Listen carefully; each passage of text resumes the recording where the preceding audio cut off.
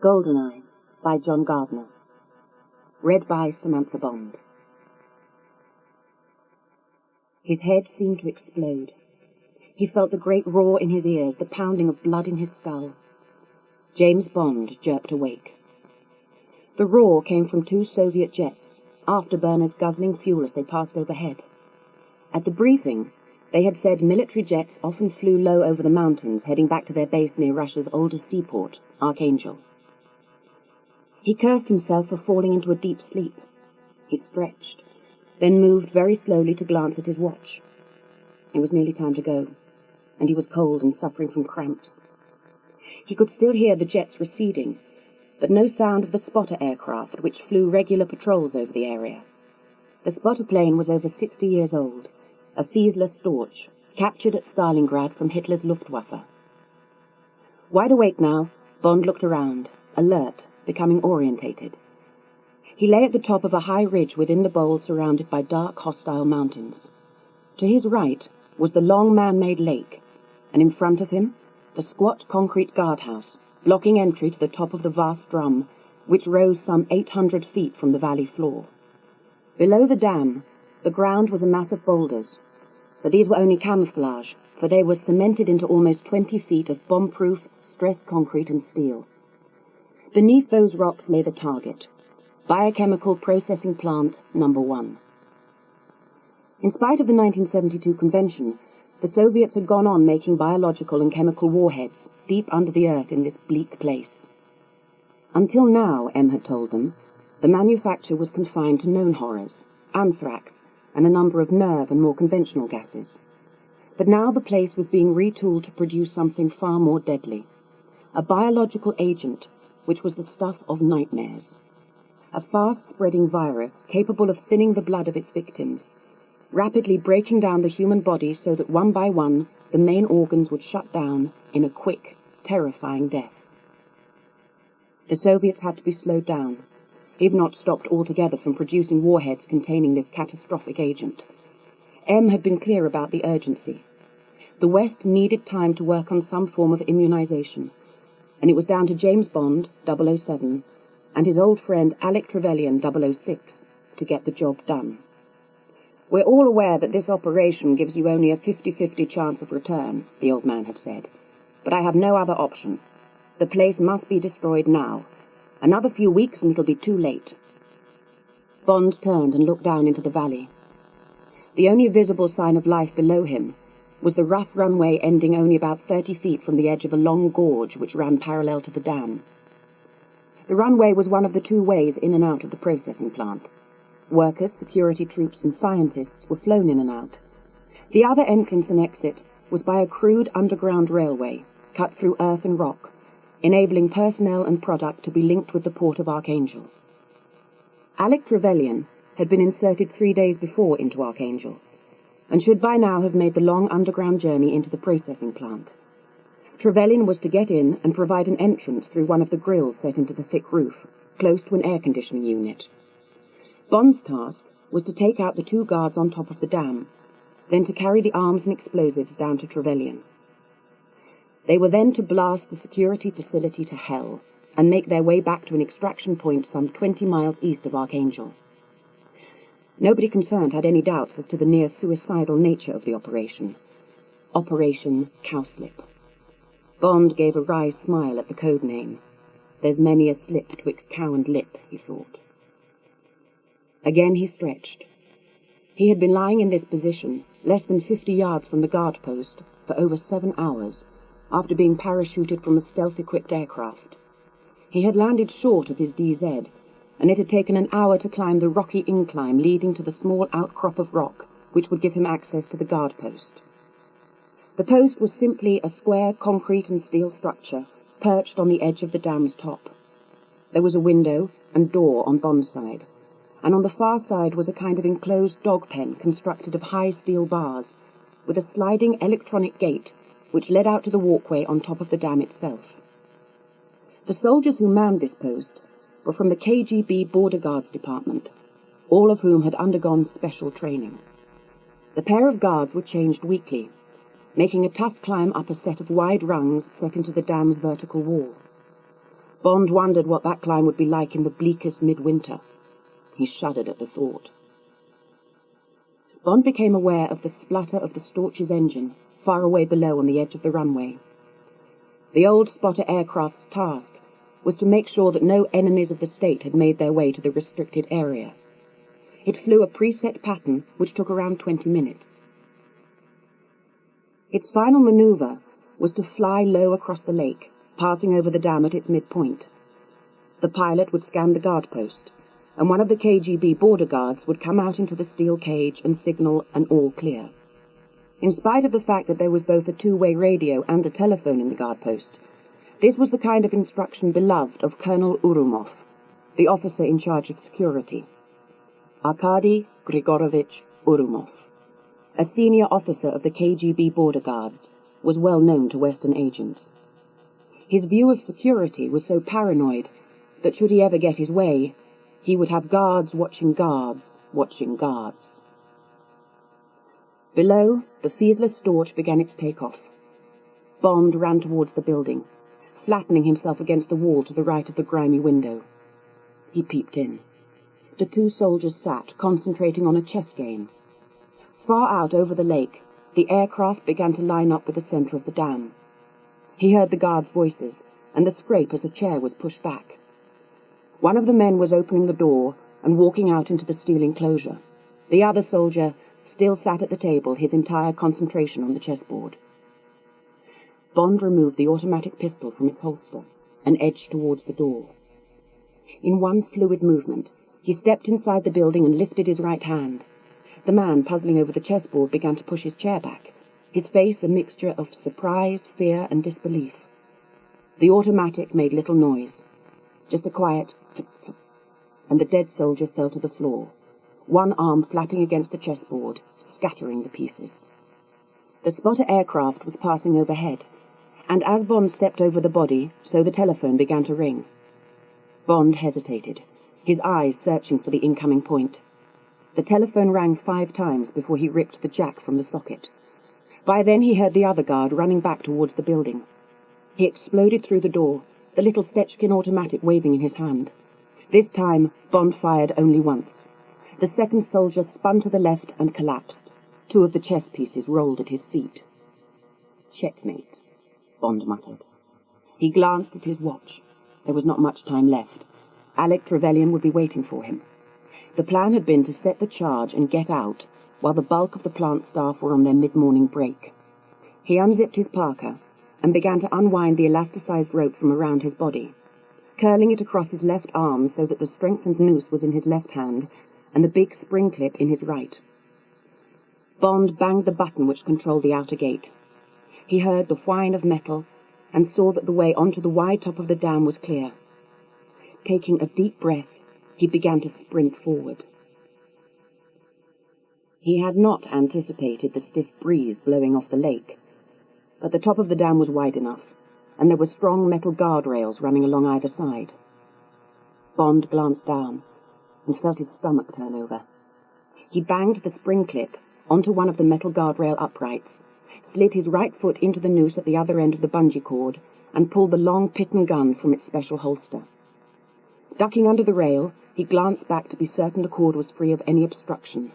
Then, expelling his breath, James Bond launched himself from the top of the dam. His stomach was still at the top as he plunged downwards. The drop seemed endless as he plummeted with the dam's wall only a foot or so from his body. He pushed the Pitton gun forward and forced himself to look down at the rocky ground hurtling up to meet him. He relied solely on instinct to judge the moment to fire the Pitton. He pressed the trigger, and the barbed arrow shot down, trailing a snake of ultra-strong climbing rope behind it. The Pitton smashed into the concrete at the foot of the dam at just the moment that the bungee cord had paid out its normal length. Bond felt the pull, and for a second thought his arms were going to be torn from their sockets. He reached forward hand over hand, beginning to haul himself downwards to the bottom of the dam, his face contorted with agony as he fought against the pressure from the bungee cord, which was now taut, pulling, trying to drag him back up the dam wall. Finally, he got to the bottom, and freed his foot from the loop on the bungee cord, which shot back up the side of the dam wall. He moved in a crouch over the rocks, to the air conditioning pump 20 yards away. The grill next to the pump had been opened. Bond found himself looking into a dark square hole with a series of rungs set into the side of the wall below. Swinging himself into the darkness, he began to descend. After 10 or 15 minutes, his feet touched the ground. Very slowly, he adjusted to the blackness of his surroundings. He appeared to be in some small chamber. To his right, Bond could just make out the shape of a door.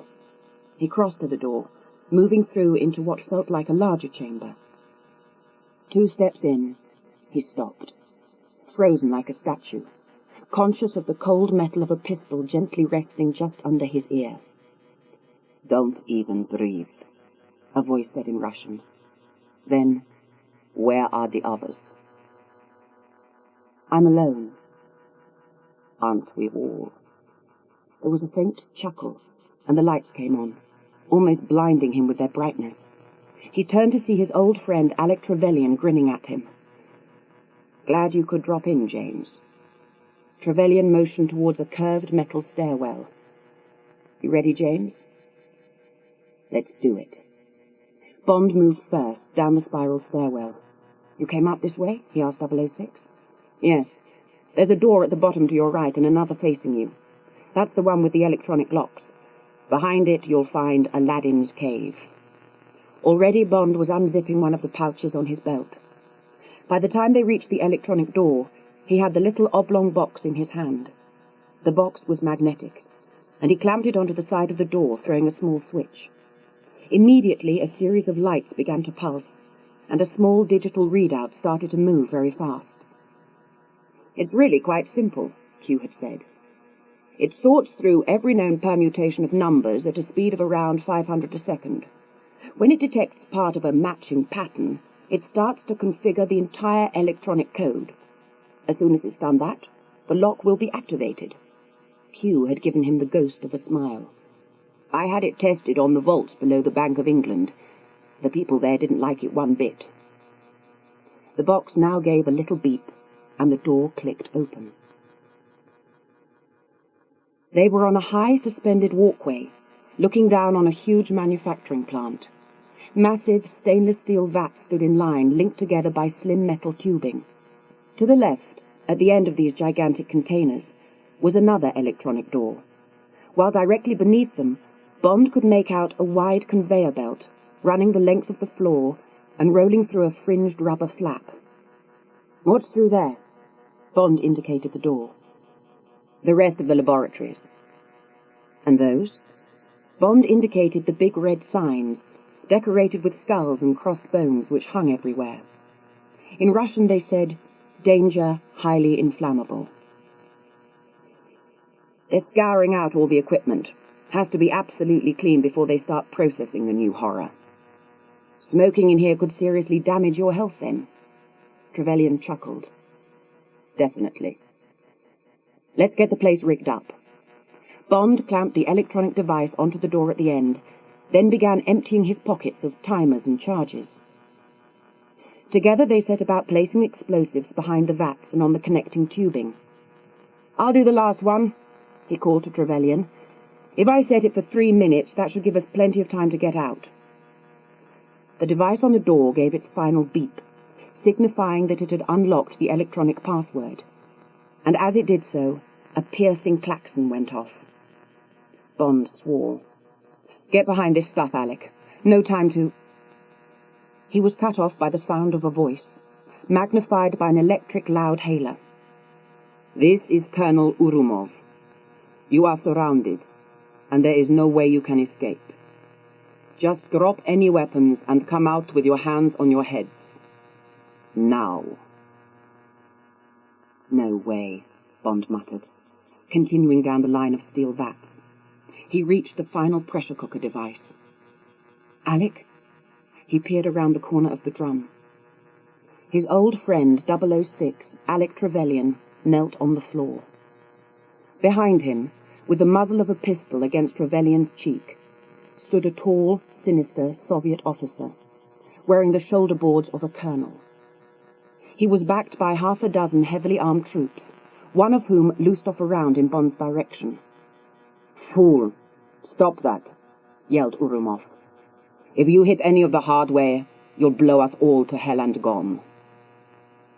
Bond looked at the timer he was about to insert into the final charge, the one that would bring about a chain reaction and blow the place to pieces. He glanced across the factory floor towards the conveyor belt. The start button was set into a metal post near the fringed rubber flap. "I give you a count of 10, Urumov shouted. "If you're not out by then, I will shoot your comrade." "And set off an inferno," Bond said, as he set the timer for 1 minute and plugged it into the explosive charge. Then he removed a grenade from his belt. 1, 2. Bond pulled the pin from the grenade, holding down the safety lever. 3, 4.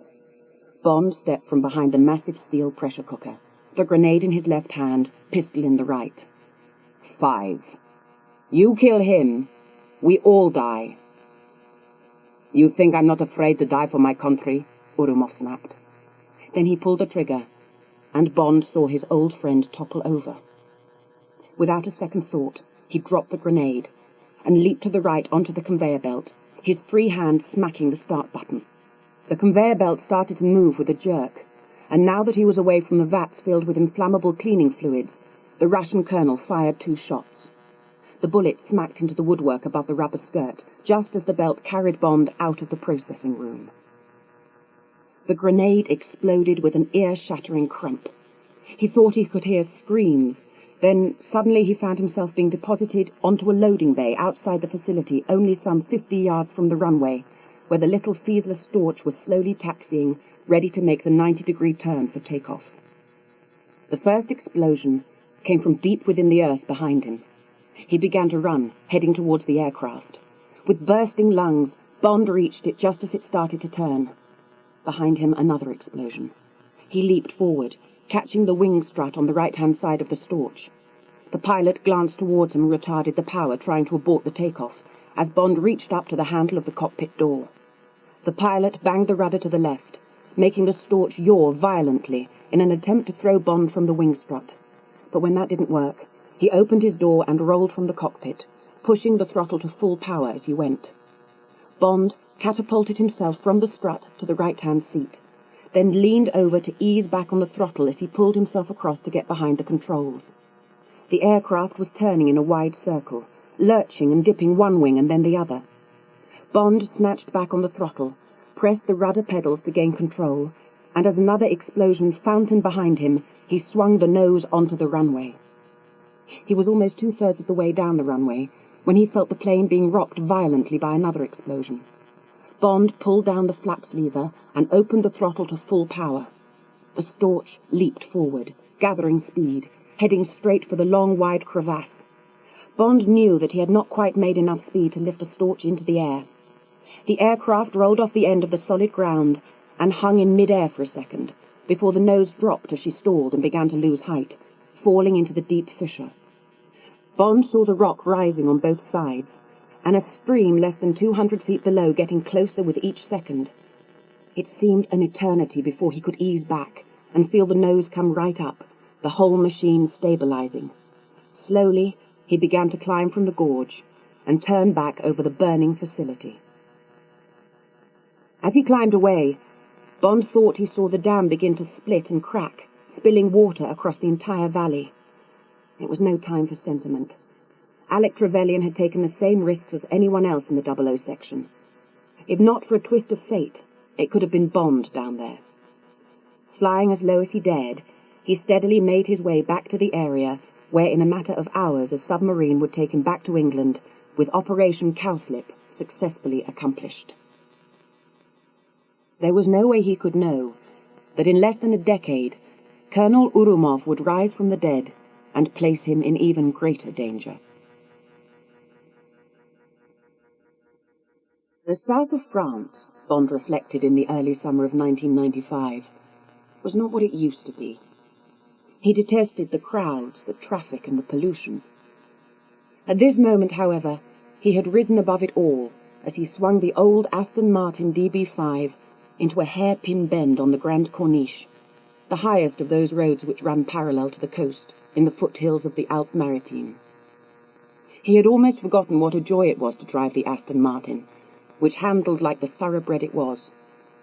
Just as much of a thoroughbred as the beautiful Caroline who sat beside him. Caroline had not struck him as a girl who frightened easily, but he could feel her nervousness as he accelerated along the straight. "James, do we really have to go quite so fast?"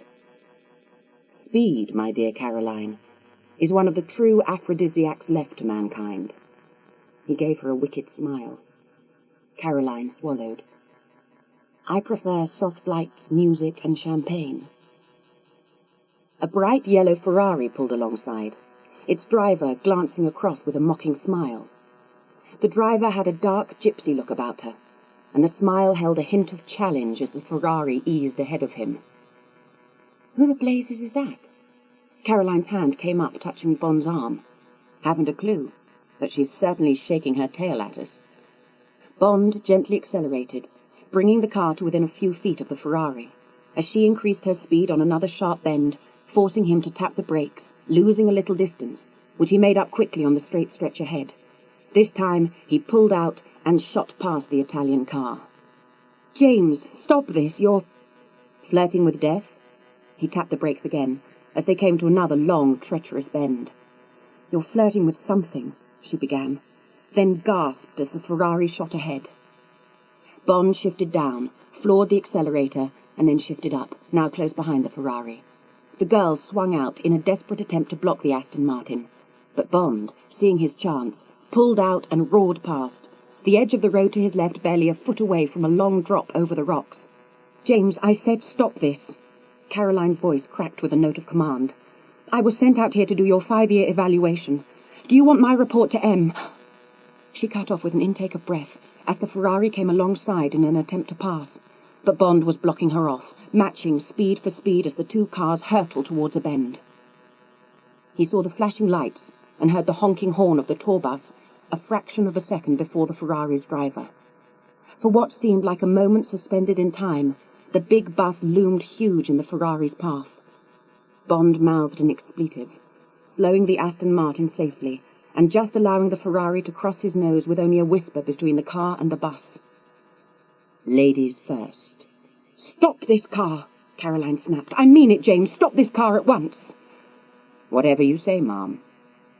The car slewed straight across the road, burning rubber as it came to a halt at a tourist overlook. "I have no problem with female authority, Caroline, and I hope you'll put that in your evaluation." His hand moved to the console, one finger flicking a switch. Noiselessly, a section below the dash slid back to reveal champagne and 2 glasses. "I usually keep a gun in there." He smiled into her light brown eyes. "But as this is rather special—" "What on earth am I going to do with you, James?" "Drink to my evaluation, and let's make it really thorough."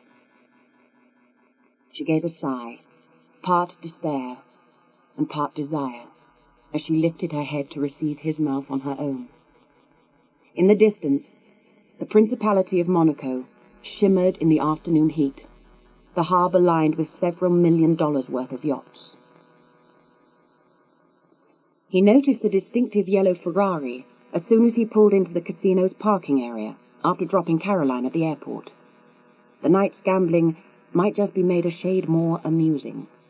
There was a small knot of people at the baccarat table watching the game, and Bond saw that the centre of attention was the dark-haired young woman who had cheated death with him on the Grand Corniche that afternoon. She wore a simple black dress and a diamond choker. As she glanced up, he saw that the gypsy look came from the jet-black eyes and high cheekbones.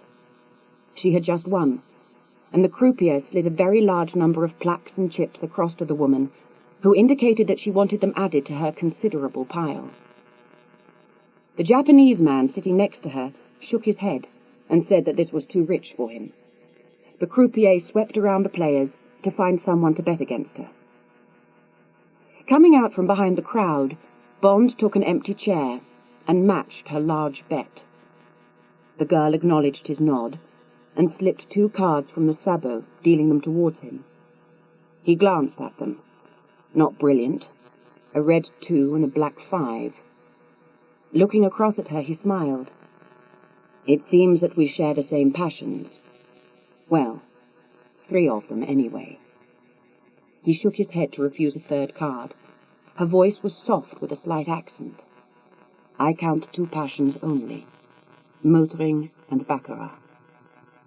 He gestured, showing no surprise as she turned over her cards. An ace and a 7. A natural 8. "Huit à la banque," intoned the croupier. Bond tossed his cards onto the table and watched as the croupier scooped up his bet. "I hope your 3rd is where your real talent lies." Her voice mocked him. "Oh, I hope I can rise to any challenge." The croupier started to push his plaques and chips towards the young woman. She shook her head.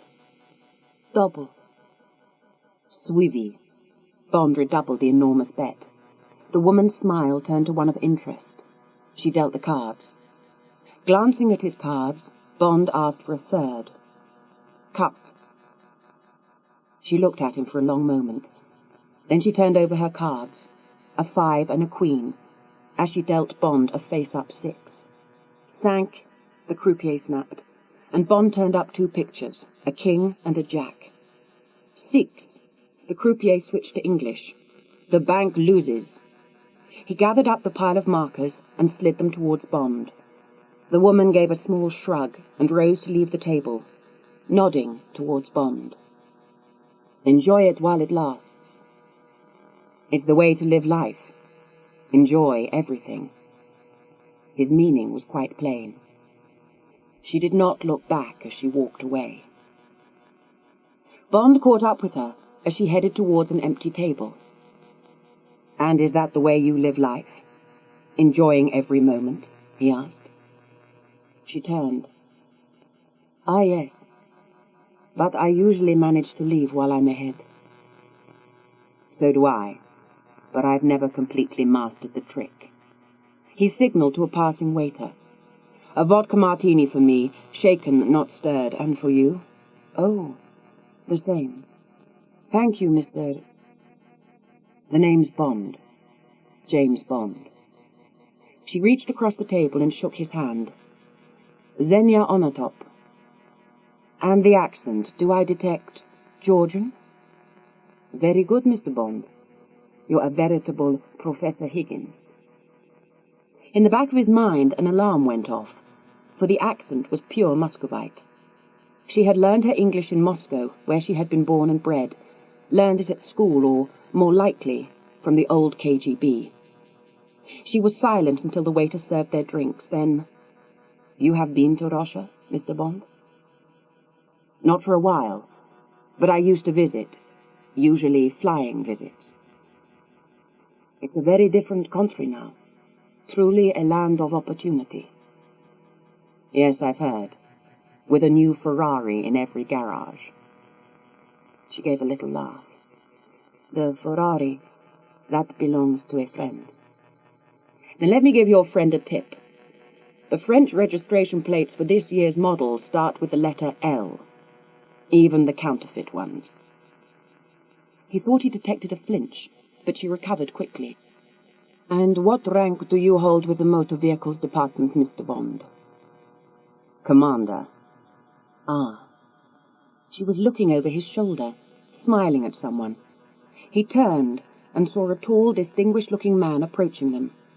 He wore the dress uniform of an admiral of the United States Navy. "You ready, Xenia?" He completely ignored Bond. Xenia smiled sweetly. "This one's an admiral. Admiral Farrell, Commander Bond." He had a firm handshake. "Chuck Farrell, U.S. Navy." "James Bond, Royal Navy." Xenia rose and linked her arm through the admiral's. "I respect a woman who can pull rank on me." Bond did not smile. "It's been nice meeting you, Commander Bond." "My pleasure." As they headed towards the exit, the duty manager came over with a cashier's check for Bond's winnings. "You were lucky tonight, Mr. Bond. Pity about the lady." Yes. Isn't it? It was time, he considered, for him to get in touch with London. He had a nasty feeling that lives could be at stake. High on the rock above Monaco, James Bond stood looking down on the harbour, a large pair of night glasses glued to his eyes. These were another product of Q's fertile imagination. The binoculars contained the ability to photograph the exact scene onto which he was zeroed, the resulting pictures stored immediately on a small computer disk. Down among the berthed yachts, he had two people in close-up, Xenia Onatop and her admiral. Admiral Farrell was handing the delicious Xenia into a motor launch. Bond pressed the camera button twice, once for the admiral and once for Onatop. He moved slightly to focus in on the stern of the launch, magnifying the name Manticore. The launch sped from the jetty, heading out towards a very expensive yacht at anchor in the harbour. Bond waited a few minutes, examining the other ships visible inshore. Among them, he noticed the lines of a French warship, the stern almost completely taken up by a large helicopter. Something in the back of Bond's mind stirred, then retreated from memory. He pushed it away. He had things to do. Behind the wheel of the DB-5, he unloaded the little computer disk from the binoculars, slid it into a slit to the right of the CD player, and pressed one of the preset radio buttons. There was an almost imperceptible whine as the data was read from the disk and carried to London via satellite. The radio crackled, and he heard the voice of Moneypenny. Transmission begins. A fax began to emerge in full colour from the CD slot. The first photograph was of Xenia. Moneypenny kept up her running commentary. ID confirmed. Onatop, Xenia, former Soviet fighter pilot. Worked for a year just before the 91 coup as a general pilot for KGB. Current suspected link with the St. Petersburg Janus crime syndicate. Next came his shot of Chuck Farrell. ID confirmed. Rear Admiral Charles, Chuck, Farrell, U.S. Navy. In Monaco with a number of U.S. Navy personnel gathering for a top-secret demonstration. Last came the name Manticore on the rear of the motor launch. Yacht Manticore is on lease to a known Janus Corporation front. M authorizes you to observe subject Onatop, but not, repeat, not to make contact without M's personal authority. End transmission. The Janus crime syndicate was, Bond knew, the most ruthless of the organized Russian mafia families. It was time, he thought, to pay a visit to this yacht, Manticore. The main stateroom of Manticore was overtly designed for physical pleasure. The walls were decorated with erotic paintings, the lights were dimmed, and there was a scent of musk in the air. On the bed itself, late on this warm and luxurious evening, Xenia Onatop coupled with Admiral Chuck Farrell, who was slowly understanding that he had never had it so good. She had stripped him, pushed him back onto the bed, and said, "For this one night, Chuck, I want you to enjoy me fully. Think of me as the ultimate pinnacle of your sexual dreams." She had slowly undressed him. Then she began a true domination of him, straddling his body and riding him, goading him onwards until he was completely at her mercy. He cried out as he reached his summit, and as he did so, she made a quick, subtle movement with her thighs, flipping him over so that he lay face downwards on the bed. With soft, soothing words, she began to wrap her strong legs around his body, moving slightly, so that eventually she had him in a scissors grip. Her thighs wrapped around his chest, slowly loosening and tightening her hold in a manner which made him gasp with pleasure, until she suddenly began tensing the muscles. He gasped and cried out, "Xenia, no, I can't breathe. No!" She flexed the muscles even tighter. This was the technique of a boa constrictor, and she felt the bones crack in his chest. At the moment of his asphyxiation, Xenia Onatop cried out in her own final and conclusive orgasm, Oh, yes, yes, yes! It was a technique she had used many times in her life, and her masters knew how effective she could be. Bond had already taken the small sailing boat along the coastline 2 days before, when Caroline had demanded that he should show her his proficiency with the craft. In the early hours of that morning, he prepared for another journey. It was now almost 4 o'clock in the morning, and the day ahead promised some action, though that niggling little worry remained elusive. He went down to the short wooden jetty and made ready to cast off. He planned to hide among the other yachts and small craft, which usually dotted the waters around Monte Carlo from first light. The trip was uneventful, and he found himself in the company of yachts and motor launches by around 9:30. Manticore rode at anchor in the same position as the previous evening, so he circled her at a distance, his eyes raking the ship for signs of life. By 9:45, he saw the tender being readied on the starboard side. He also noted that Manticore had a second small motorboat in the water, riding off the stern. He manoeuvred his craft around to the port side, tied up his own little sailboat, and heaved himself up the curving flank of Manticore. He could hear the sounds of orders being issued, and the grumble of the tender's engines from the starboard side. He slipped forward, heading towards the main saloon. There was a wide passageway running from the saloon forward to the port side.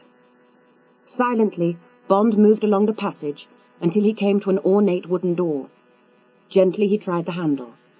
The door swung open, and he slipped inside. He was in a bedroom, and there, sprawled hideously on the bed, was the naked and broken body of Rear Admiral Chuck Farrell, his mouth contorted in a wide-open grimace, as though he had died in some kind of revolting ecstasy. There seemed to be music drifting into this bizarre scene, and it took a moment for Bond to realize that it was floating in from the French warship he had noted last night. He could see the ship through one of the ports. He could also see Manticore's tender rapidly crossing the stretch of sea towards the French ship, and in the tender were 2 people, Xenia on atop, and the Admiral who lay dead in front of his eyes. The band on the French naval vessel was playing a selection of sea shanties, and as he peered out, he saw the outline of the helicopter. In that moment, the fact for which his mind had been searching since the previous night came into focus. Tiger. Of course. Tiger. He did not even hear the door open behind him. There were 2 of them, dressed like deckhands, but as Bond turned, he recognized the type. Hoodlums. Trained hoodlums. The kind the bad old KGB used way back then. In the back of his mind, Bond baptized them. Tubber Lard was 3 steps in, while Big Muscle was behind. "Come for the body, have you?" As he spoke, Bond feinted to the right, trying to bring Big Muscle forward. He came fast as Bond jumped to his left, sticking out his right leg, catching the oncoming man's ankle.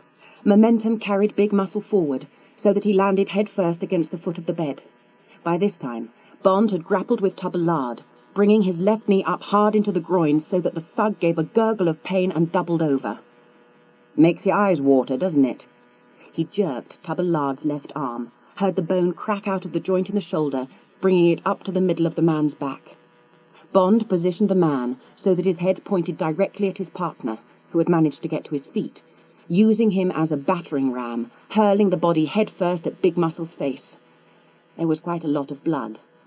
There was also loss of consciousness for both of them. "You should really try to stay ahead of the game," he muttered, leaving at speed. If this did concern the Tiger helicopter sitting on the French vessel, he would have little time to spare. Bond raced to the stern and the motorboat he had seen on his way in. He swung the boat away from Manticore and pointed it in the direction of the French ship.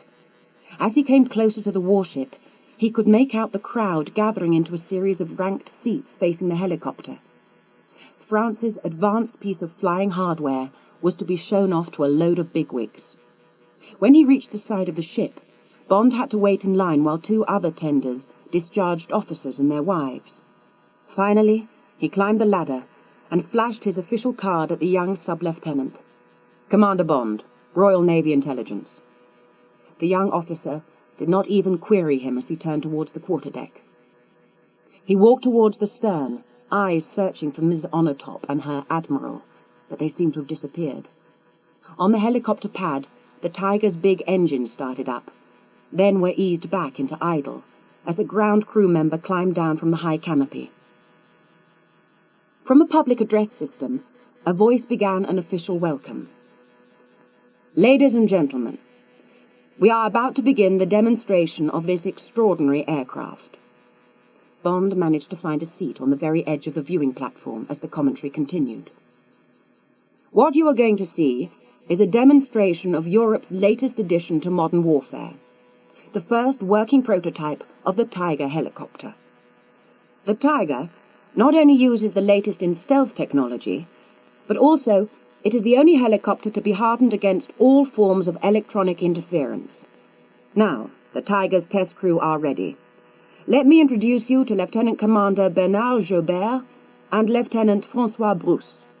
The band struck up, those magnificent men in their flying machines, and the two figures appeared from the crew room. They were already in flight overalls with helmets in place, but Bond felt a lurch of recognition. The pilot was slightly built, but he could identify the walk anywhere, the cat-like tread of Xenia Onatop. The two figures swarmed up the ladder into the cockpit. Bond lunged forward, heading straight towards the helicopter. He had almost reached the edge of the pad before several brawny naval police grabbed him. "Stop them!" he yelled. "They're not your crew!" He was thrown to the deck, struggling, while the police held him down. He began to shout again, but was drowned out by the Tiger's engines. He threw one of his captors off and battled to his feet as he watched the machine take off, lifting very fast. There was a scatter of applause from the assembled dignitaries as the helicopter pointed its nose towards the sky and climbed, and at that moment a white-faced naval policeman came running up, babbling at the officer. "They're dead. In the crew room, sir. The flight crew are dead." The officer looked around him. "You're part of some plot." He stubbed a finger into Bond's chest. "Who are you?" "Commander Bond, Royal Navy. Intelligence. I was trying to warn you." "But who the hell—" "Janus," Bond mouthed. "The Russian Janus crime syndicate." So, the Janus crime syndicate. M raised an eyebrow and looked across her desk at Bond. M's office had changed beyond belief since Bond's old chief had retired. The new M had brought with her the sterility of the current technology. The black desk held no clutter, but for the very large computer monitor and a movable lamp, plus, naturally, several colour-coded telephones. "I think it follows, ma'am. A known Janus confidant, Miss Onatop. A yacht belonging to a known Janus front." "It's a shade too pat for my liking." "You mean Janus is a little ham-fisted, leaving their paw marks all over the place?" "Precisely. And if it is the Janus syndicate, what would they want with a Tiger helicopter?" "Sale or return, I suspect. Unless they're involved in some scheme which requires the use of such a vehicle. The Tiger's a wonderful thing, ma'am." She looked up at him, to see if he was being flippant or frivolous, but his face did not betray his thoughts. The woman could take nothing at face value. She was an analyst at heart, a detector of deceit through columns of figures. Since she had taken over, almost everyone within the service spoke of her as the evil queen of numbers. Yes, indeed, the Tiger is a wonderful thing, and it has also vanished from the face of the earth. Any ideas on that, Commander Bond? That's its function in life, ma'am. The Tiger's entire purpose is to be invisible. Yes, but half the French Air Force was scrambled. Every tracking station was put on alert. Yes, about 20 minutes after it was stolen. I have my theory on how that little trick was accomplished. How? I think the thieves simply put the chopper down in some deserted area, not difficult in the Alps, and camouflaged it, waiting until nightfall and for the search to go cold. Then they simply took off again and did the trip in easy stages. M's brow wrinkled. We've done all we can to track the thing. Every last piece of electronic listening and satellite surveillance has the profile. It can't hide forever. She nodded, a gesture of terse dismissal. Bond was almost at the door when a sudden buzz on M's intercom slowed him down. Moneypenny sounded breathless. They've found the helicopter. The Tiger. Some 50 miles inland from the furthest tip of northern Russia, there is a ruin that was once Severnaya Station, an operational control post for some of the Soviet Union's most terrifying weapons of mass destruction. The ground around the area is for the most part flat and strewn with ice and snow for most of the year. About half an hour before Bond was summoned to the operations room, a sled drawn by 4 dogs bounced its way towards the ruined buildings. The man at the back of the sled was a Ute Eskimo from the small settlement 2 miles from Severnaya Station. After the people had come to build the now ruined station, many of the Ute had died from diseases brought by the strangers. Only 4 families were left. They merely wanted to live as they had always lived. So they had made themselves useful to the strangers, just as he was doing, by travelling to the nearest township and collecting artifacts, which he could sell when the troglodytes came from under the ground. The Ute was very tired. The entire trip had taken the best part of a week. The accident occurred because of his fatigue. He did not even see the boulder. The lead dog saw the danger a fraction too late, swerved to avoid the obstacle, and swung the sled into an impossible turn. The runners hit the boulder off-center, and the driver was thrown hard against a cluster of rocks and ice. The man broke his neck. This accident, and the unsupervised dog team, would save another life in the next few hours. It was quite soon after the sled accident that the Tiger helicopter arrived, bearing its 2 uninvited guests.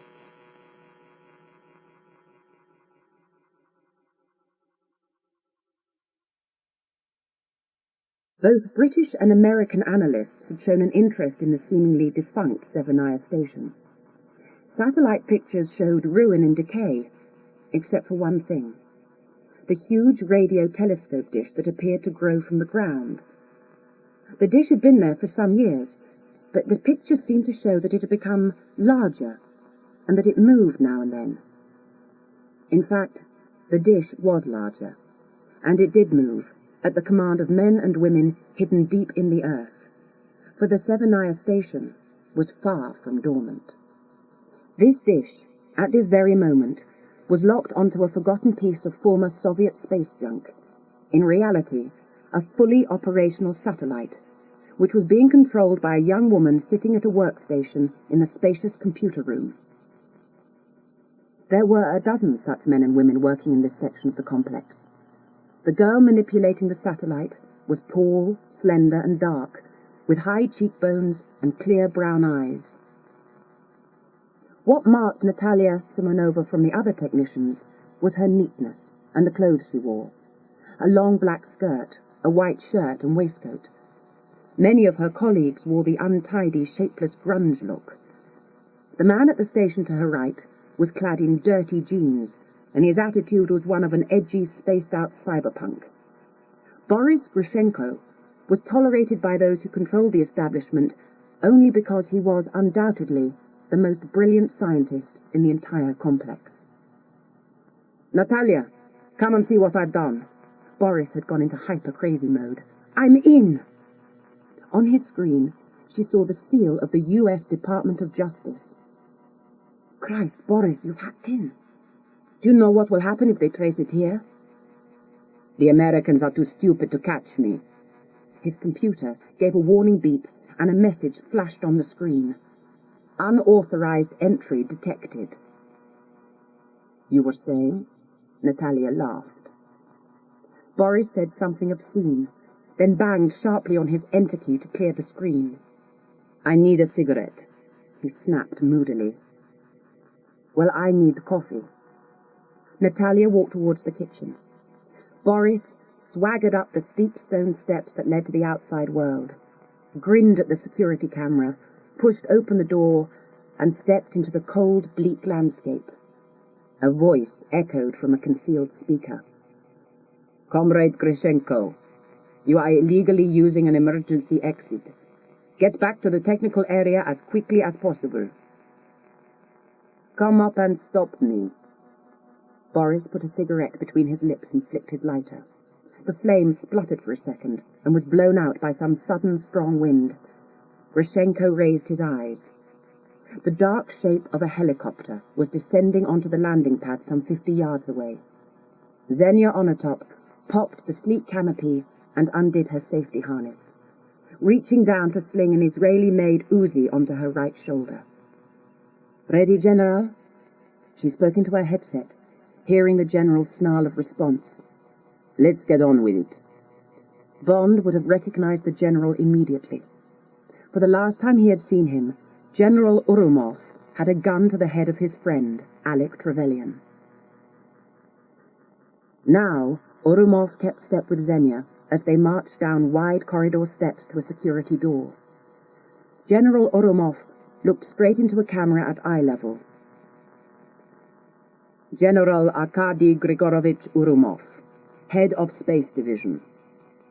The steel security door opened, and the pair were through into the most sensitive area, where the duty officer snapped to attention, his second-in-command hastily rising and buttoning his jacket. "General, if I'd known you were coming—" "This is an unscheduled test of the Severnaya facility, Major. A war simulation. We shall be test-firing Goldeneye. Report status." "Status normal, sir. 2 operational satellites, Petya and Misha, both in 90-minute Earth orbit at 100 kilometers. "Good. Hand me the Goldeneye, today's access numbers and the keys, please. I am timing you as from now." The Major almost fell over himself trying to get things done correctly, punching in the numbers to unlock the metal gate in front of the safe, using the palm print pad to ID himself, then tapping in the safe's code of the day. The lock clicked open. Xenia gestured to the other officer to open the safety door through to the technical area. "On a wartime basis, Captain, this entire facility must be open in case there is need to evacuate with little warning." The captain did not argue. "Today's code, sir. The electronic firing key and Goldeneye." The duty officer brought the items from the safe. The key, a plastic card, and a small golden disc, in the center of which was an engraved eye. "Good. Now, make the blind see." The Major removed a piece of golden tape from the center of the eye, revealing a circle where the pupil would have been. "You know how the golden eye works?" Yes, General. When positioned, the disc allows a laser beam to lance through its center, thus initiating the firing mechanism of the satellite." "Good. You have done well, Major. That will be all." He turned to Xenia. "Colonel, you take over." Xenia unslung her Uzi and fired quick bursts in the direction of the 2 officers. Then she walked unhurriedly to the door leading to the technician's area and hosed down everything in sight. Bodies were thrown back against equipment or spun violently. Showers of sparks and smoke leaped from computer workstations. The entire business took less than 30 seconds. In the small kitchen, Natalya Simonova spilled her coffee and looked up, horror in her eyes. Back in the main control room, Xenia removed a second firing key on a chain from around the dead duty officer's neck, and went over to the long console, at which Urumov had already taken his place. Urumov slid the Goldeneye disc into a slot, placed the day's code card in front of him, and inserted the key into a lock. Xenia had already inserted the key taken from the duty officer. "On my count," he rapped. 3, 2, 1, 0. They turned their keys in unison. The console lit up, and the screen above them showed a segment of the Earth with one of the satellites in orbit. "Set target acquisition for Petya. Severnaya," the general ordered. High above the Earth's surface, a piece of what appeared to be space junk seemed to be tumbling around in orbit. But as the command from Severnaya leaped silently through space to wake it up, so the satellite-coded Petya emitted blasts from hidden propulsion units and began to change course. Urumov and Xenia looked at the screen above them, and saw the red symbol that was Petya begin to move rapidly, shifting from its position over the Middle East and heading at an unthinkable speed towards northern Russia. Urumov began to punch in a series of numbers. The display now flashed a further message: weapon armed. At that very moment, panic-stricken at what she could hear, Natalya knocked over her cup. In the silence, the noise was like a hand grenade exploding. Both Urumov and Xenia jerked back. "Check it," the general said, and as Xenia walked away, so the second-in-command, sprawled in his own blood on the floor, moved. Close to death, it was almost a reflex action. His hand punched one of the many alarm buttons. Xenia whirled around, giving him a quick final burst from the Uzi, but it came a fraction too late, and their ears were assaulted by a sudden shrieking of warning sirens. Xenia looked anxiously at the general, who said, "Get on with it. Their best response time is 17 minutes. This place will be hit in less than 15. Now, go." In the kitchen, Natalya pulled a chair under the maintenance grill in the ceiling and started loosening the metal. She had it halfway down when she heard the rapid footsteps of Xenia coming down the passageway. Miles away, at the Anadyr base in Siberia, 3 Flogger Ks hurtled off the runway on their way to Severnaya station. Xenia kicked the kitchen door open and saw the chair and the metal grill dangling above it. She smiled grimly and lifted the Uzi to spray the entire ceiling. Nobody hiding up there could possibly live. Back at the console, Urumov slipped the Goldeneye disc from the console and placed it in his briefcase. "I think we should get out of here rather quickly." In less than 4 minutes, the Tiger helicopter lifted off in a cloud of snow. Below the earth, in the small kitchen, one of the cupboard doors opened, and Natalya Simonova crawled out. Moneypenny led Bond through the operations room, where all the screens were active. Bond's closest friend in the world of secrets, Bill Tanner, the old M's faithful chief of staff, detached himself from a knot of senior officers. "Good to see you again, James." "What's going on, Bill?" He gestured at the satellite pictures coming in, and the large video wall. They all showed similar views: barren, snow-covered land with ruins, and the big radio telescope dish.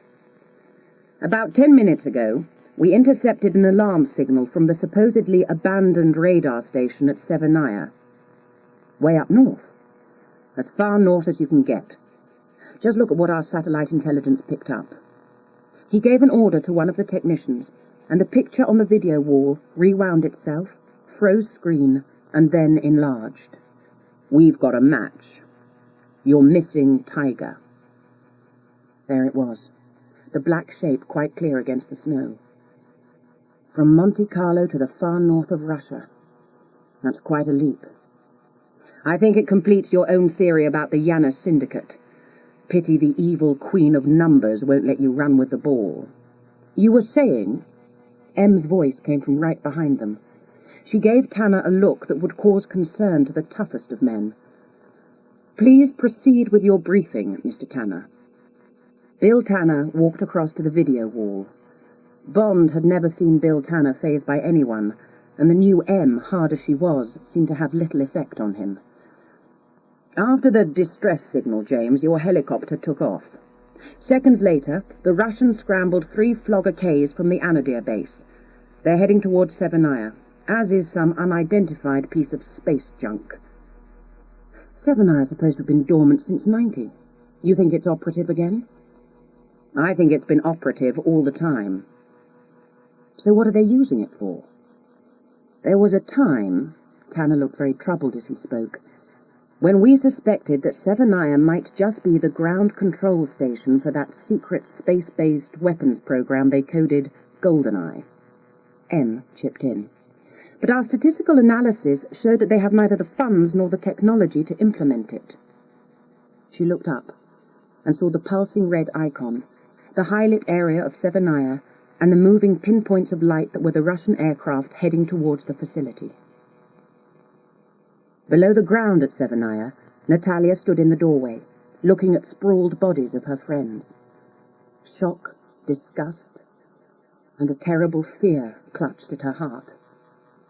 She looked up at the map, saw the counters below it ticking off, turned and dashed for the sleeping quarters. She had to get out of here fast, and if she had to face the snow and ice above ground, she needed more than the skimpy clothes she wore. In her room, she quickly changed into jeans, boots, a thick fur coat and fur hat, and ran back to the charnel house that had been the work area. She could not hear the 3 jets at 4,000 feet above the complex, their leader talking to base, saying that all seemed normal. Above the aircraft, things were far from normal. The piece of space junk was changing shape, 100 kilometers up. It appeared to detach pieces of charred and blackened metal that were merely outer covering. Petya was revealing itself as a hard steel core, with a series of shields fanned out around it. Then, as it rolled slightly downwards, it detonated. Severnaya was suddenly lit up by a cone-shaped blinding light. Within the light, there were hundreds of writhing electrical charges like long blue snakes. 2 of the flogger Ks were immediately engulfed in coils of electricity. The 2 aircraft merged together as one in a brilliant flash and explosion. The lead flogger K was hit by a similar bolt. It began to plunge earthwards. The pilot was still desperately pulling on the eject handle when the machine bulleted into the huge radio telescope dish and burst into a fireball. Below ground, Natalya Simonova thought there had been an earthquake. The entire complex shook violently and was plunged into darkness with crackling blue lights. By the flickering, deadly lights, she dodged through the main control section, then ran towards the now blocked utility escape door. When she had almost reached the door, a great creaking started above her. 2 wall-mounted monitors came hurtling down, and she saw in the dim light that the ceiling had begun to cave in. She had never known dread or claustrophobia like this before. Above her, the groaning of weight against stressed concrete became louder. Grit began to fill the air, stinging her eyes and drying her throat. When the final crash came, she pushed her back against the wall as though it might be possible to penetrate the bricks, steel and concrete. With a grinding explosion, half the roof collapsed, and with it the electronics and part of the huge radio telescope dish, mingled with pieces of the aircraft. It was only when the dust started to clear, and she felt the cold night air descending into what could have been her tomb, that Natalya began to move forward. She climbed, and thought of her grandfather's big old apple tree which she had climbed as a child. It was summer again, and her grandfather was chuckling, calling her a little monkey as she went upwards through the branches. Then she remembered Boris going out for an illegal smoke. She began to call as she climbed into winter high above her. "Boris? Boris Ivanovich! Boris, can you hear me?" She was out in the cold, fresh, clear night air, standing alone in the snow. Tanner was still standing with M and Bond when the screens went blank with a searing white flash. "What the bloody hell was that?" Tanner jumped visibly. Seconds later, both M and Tanner had grabbed telephones. Bill Tanner called out, "Our satellite's been knocked out. So have 2 of the Americans. We've got one coming into range any second." The screens cleared, and the satellite images were replaced on the screen. Severnaya dark except for the odd spot fires. Then the dish, tilted and askew with the wreckage of the burning flogger K.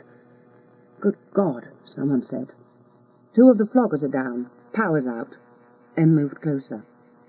"Looks as though the 3rd aircraft went into the dish." She turned her head and asked Bond, "What do you think, 007? "Well, the buildings are standing, no car or truck movement, not even a headlamp. I'd say EMP. Bill Tanner turned to M. "EMP, Mom.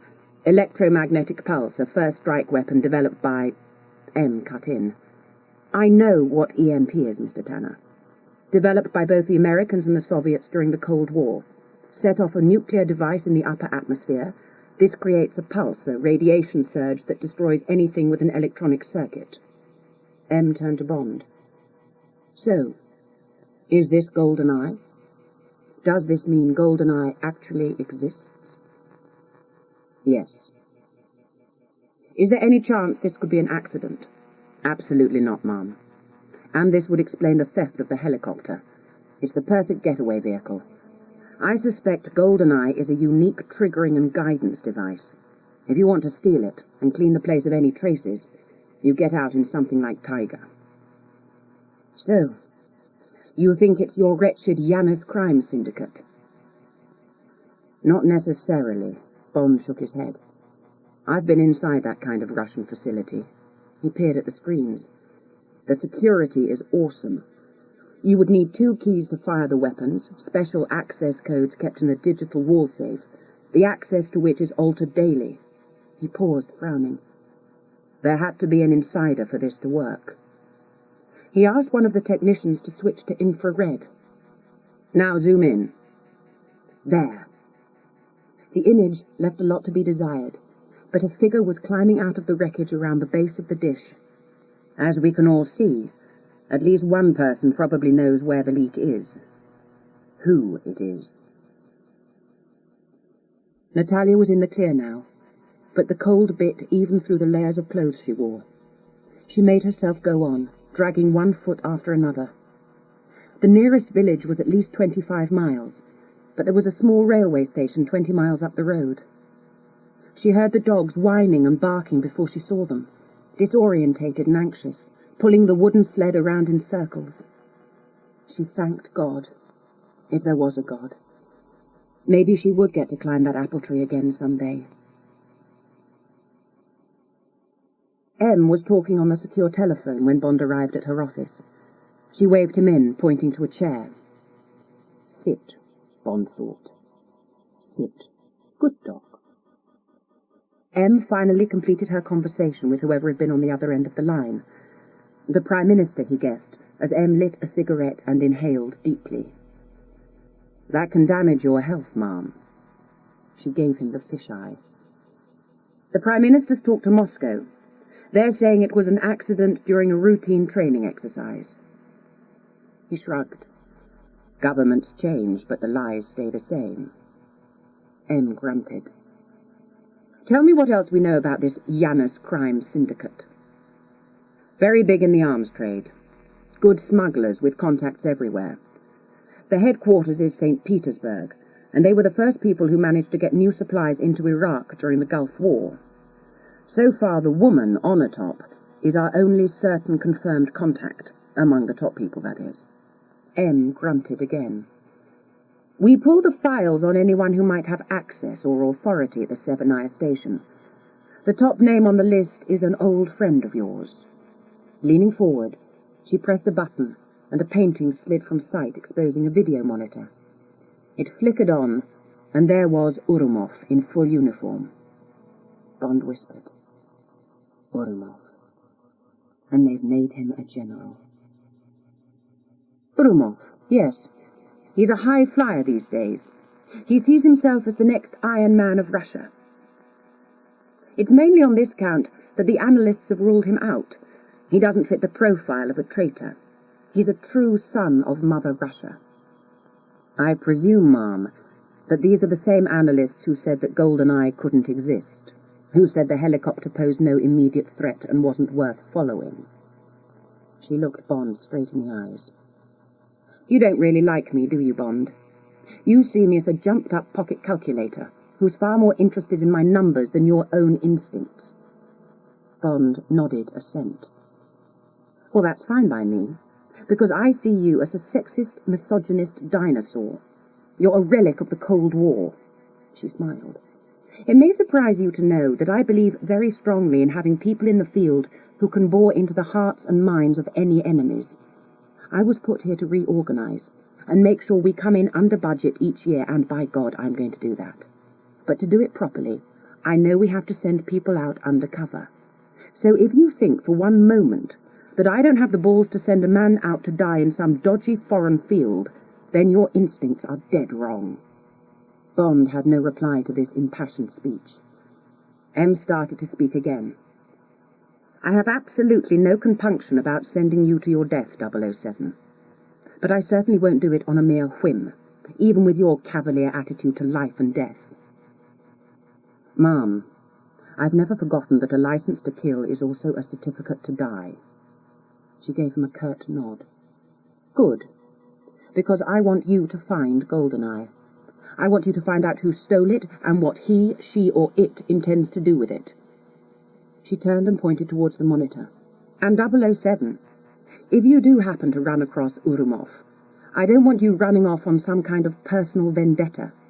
Avenging Alec Trevelyan will not bring him back. With respect, ma'am, you didn't get him killed. Neither did you. Don't make this personal. Understand? And Bond, she added, her voice a shade softer, come back alive. There were 2 days of intensive briefing, and a special session with Q before Bond boarded a flight to St. Petersburg. Q had only a couple of items for him.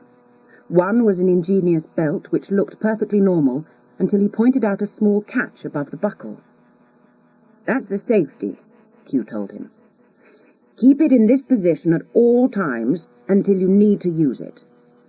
He showed him how to take off the safety catch, and how to aim the buckle so that, when pressed, the tine, which in reality was a neatly designed piton, would shoot out with force, carrying 75 feet of high-tensile cord. The other item was more lethal. It looked like an ordinary pen, but was, in fact, a grenade. Click the top once, and you could write with it. Give it 3 clicks, and a 4-second fuse was armed. Within that 4 seconds, a further 3 clicks would disarm the thing. The pen is certainly mightier than the sword, 007. Natalya's journey was a nightmare. At first she thought she had been lucky. A train for St. Petersburg arrived at the little country halt only an hour after she got there, and sold the dog team and sled to the official for the price of her ticket. At least she had no money worries. Natalya was a great hoarder of cash, and as they were paid in dollars, she knew that she would be able to buy anything else she needed once the train arrived in St. Petersburg. The train was crowded and stank of unwashed bodies. The older people seemed to make the best of the endless, uncomfortable trip, but some of the young people looked like street hoodlums. She did not want anyone to see the hard currency, or the official papers she carried, which not only showed her rank as a computer scientist, but also the fact that she had been working at the Severnaya station. Natalya knew far too much for her own good. Though much had changed in Russia, the authorities still had the right to search a suspected person, even to make an arrest without any warrant. They still spot-checked hotels and rooming houses. When she reached St. Petersburg, she had nowhere to go, and it was going to be dangerous. Natalya was more than certain that Boris had somehow survived. If he had come through the holocaust that had been Severnaya station, he could be using his one main means of communication, a computer. Boris was not the most pleasant of men, but he did have a brain, and he would undoubtedly be watching his own back. She tried to blot out all her worries with sleep, but she dreamed of the general and the woman colonel she had glimpsed, pursuing her down endless tunnels. A plenary session of the Russian Defense Council was due to take place at 10 in the morning, and the members, led by Defense Minister Viktor Mishkin, were gathered waiting for the one missing member. At 10 minutes past the hour, General Urumov arrived, looking quite calm. Mishkin wished him a surly good morning, gesturing him to take his usual place at the table. "Please deliver your report, General." The general opened his briefcase to draw out a shiny black file and began to speak rapidly. "As this council is aware, 72 hours ago, a secret weapon system codenamed Goldeneye was detonated over the Severnaya station. As head of the Space Division, I personally undertook the investigation, and have concluded that this crime was committed by Siberian separatists seeking to create further political unrest." He paused, looking at each of the 8 members of the council in turn. "After killing all personnel, these criminals activated the weapon, destroying both the facility and any record of their identity. There is only one course of action left to me: I tender my resignation as of this moment." The men sitting around the table shook their heads. Several cried, "No, no!" When they had quietened, Mishkin spoke in a flat voice. "It would seem that the council does not, after all, want your head, Arkady Grigorovich. Merely your loyal assurance that there are no other Goldeneye satellites." "I can certainly give you that assurance, Minister." "Good. Now, what of the 2 missing Severnaya technicians?" Urumov looked stunned for a fraction of a second. "I was only aware of 1 technician, Minister. Boris Grishenko." Mishkin looked down at his papers. "There was also a girl, it seems. Natalya Feodorovna Simonova, a talented level 2 computer scientist." Urumov took in a deep breath. "This is news to me, Minister, but I'll investigate the matter immediately." "Good." Mishkin's silky voice became a shade more threatening. "It would be presumptuous, General, to blame this incident on Siberian separatists before the whereabouts of your own people are determined. Do you not agree?" "Of course, Minister. Thank you for bringing it to my attention." Half an hour later, Urumov sat in his office in the Winter Palace. He spoke urgently on the telephone. "Her name is Natalya Simonova." Yes, that's the one. You know her?" The voice at the other end of the line acknowledged that he knew the girl.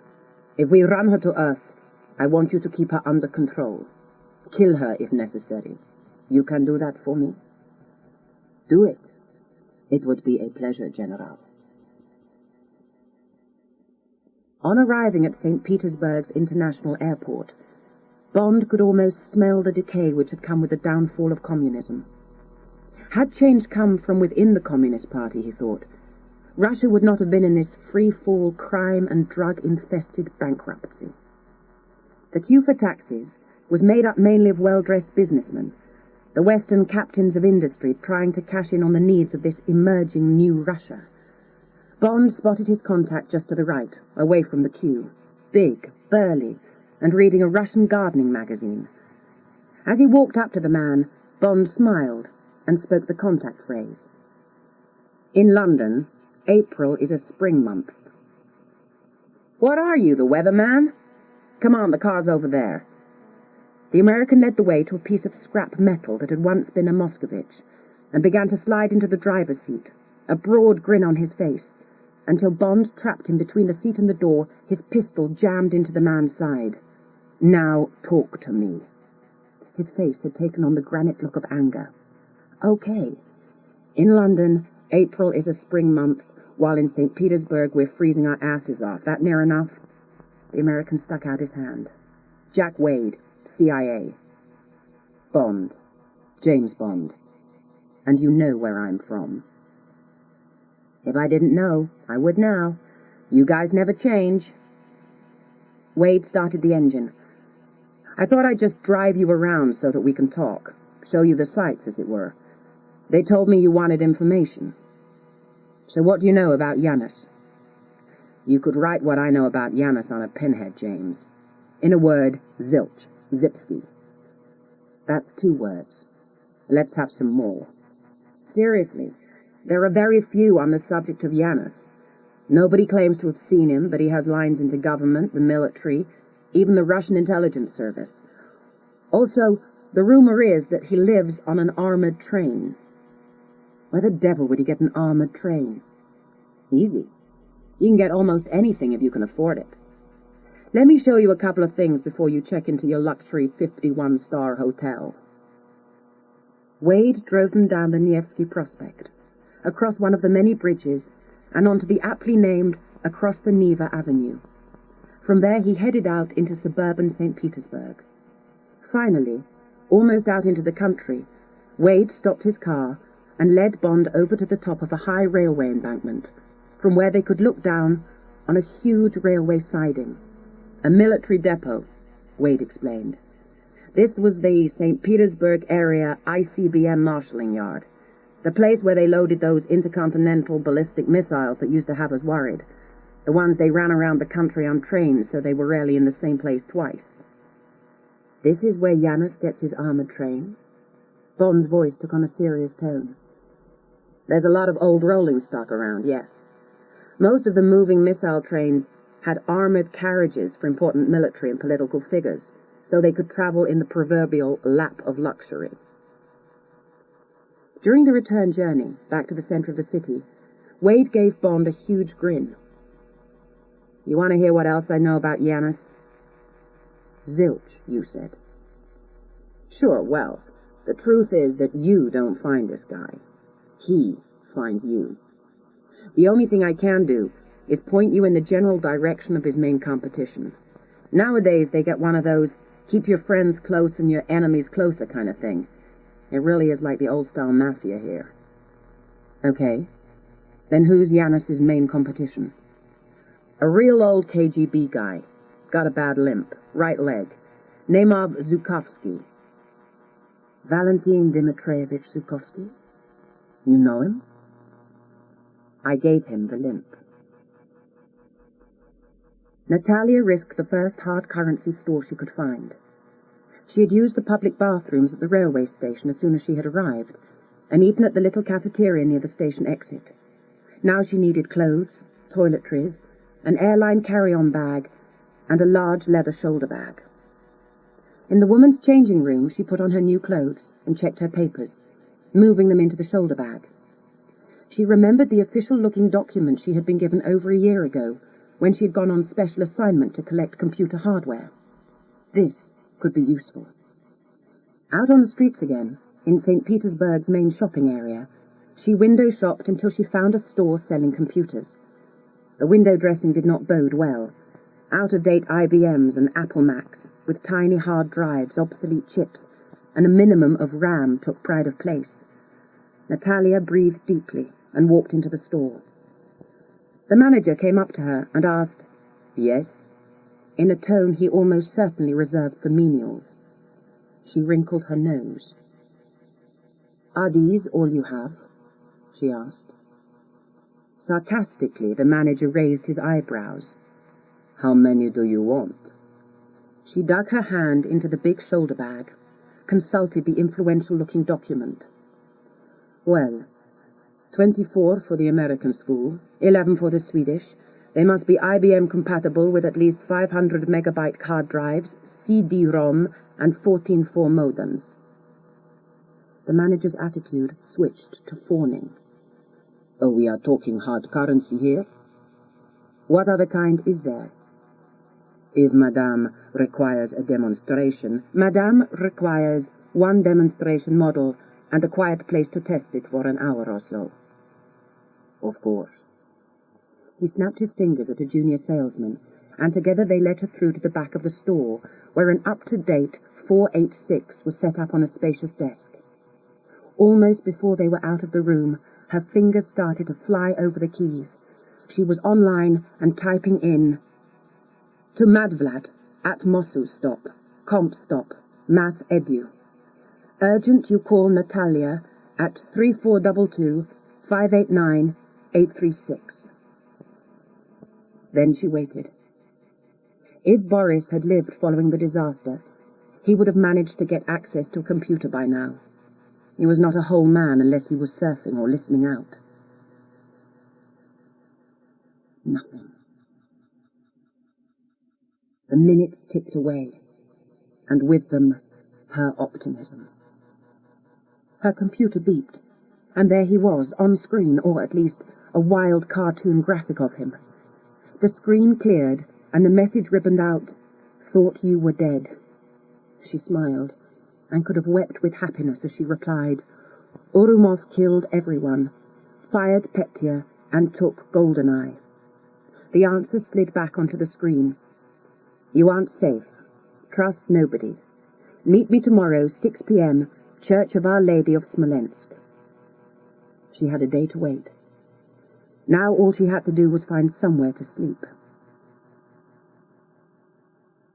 "Do you ever stop talking, Jack?" Bond was fast becoming irritated with Jack Wade's constant patter. Wade had picked him up from the Grand Hotel Europe promptly at 9. They had spent much of the morning touring the city and making odd detours. Do I ever stop talking, James? Rarely. You needed the grand tour, so I'm giving it to you. Now, pay attention. We're coming to an interesting area. As we make a right here, take note of the building on your left. Bond sat back, his eyes flicking towards the sign above the doleful-looking shop. Kirov's funeral parlor. I suppose you're going to tell me this is the dead center of St. Petersburg. Very droll, James. That's the place I was telling you about. 4 o'clock this afternoon, the hearse comes in through those big wooden doors next to the shop. They do the business, and the hearse is out in 10 minutes.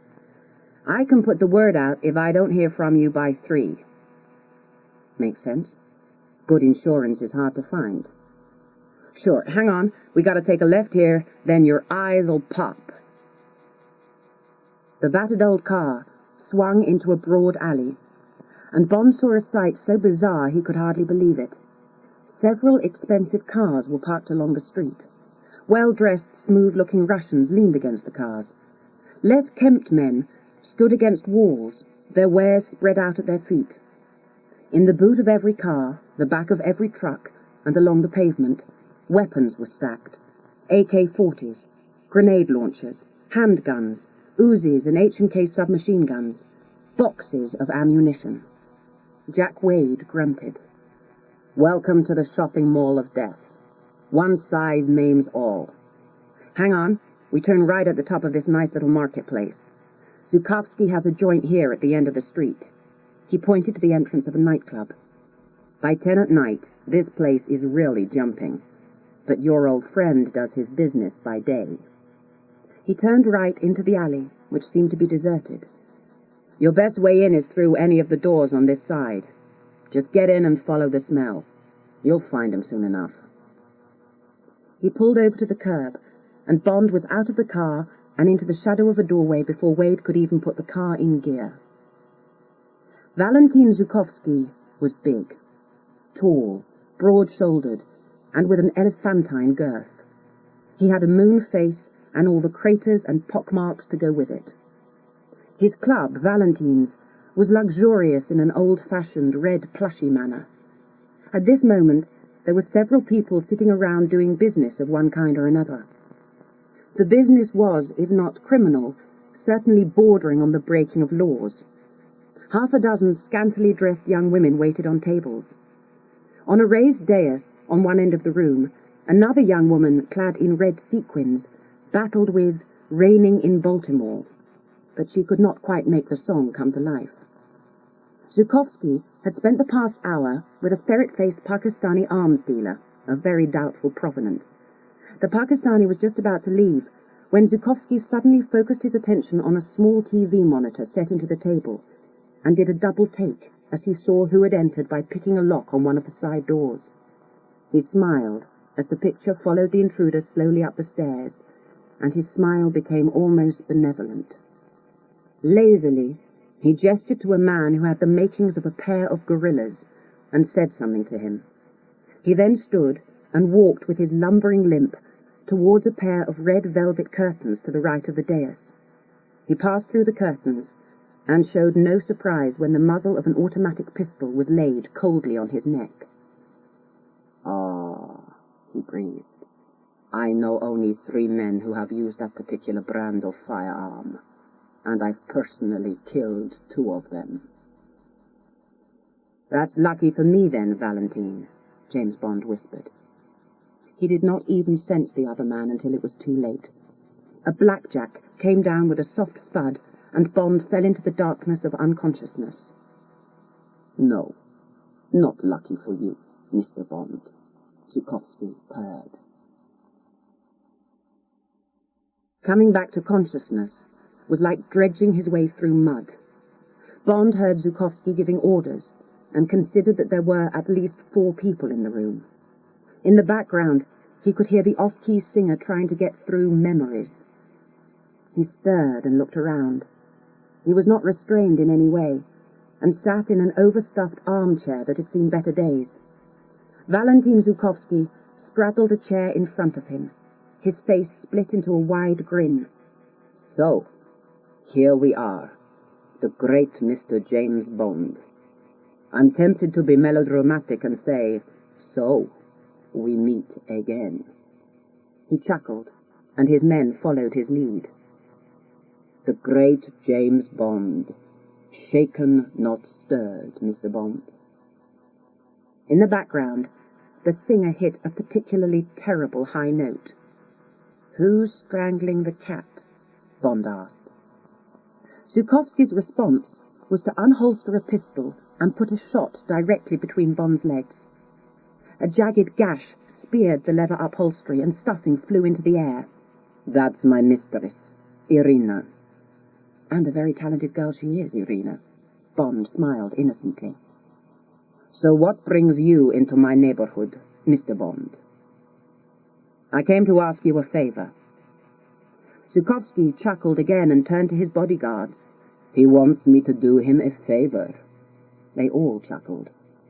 "Bond." This time Zukovsky was not looking so benign. "My knee aches every day, twice as much when it's cold."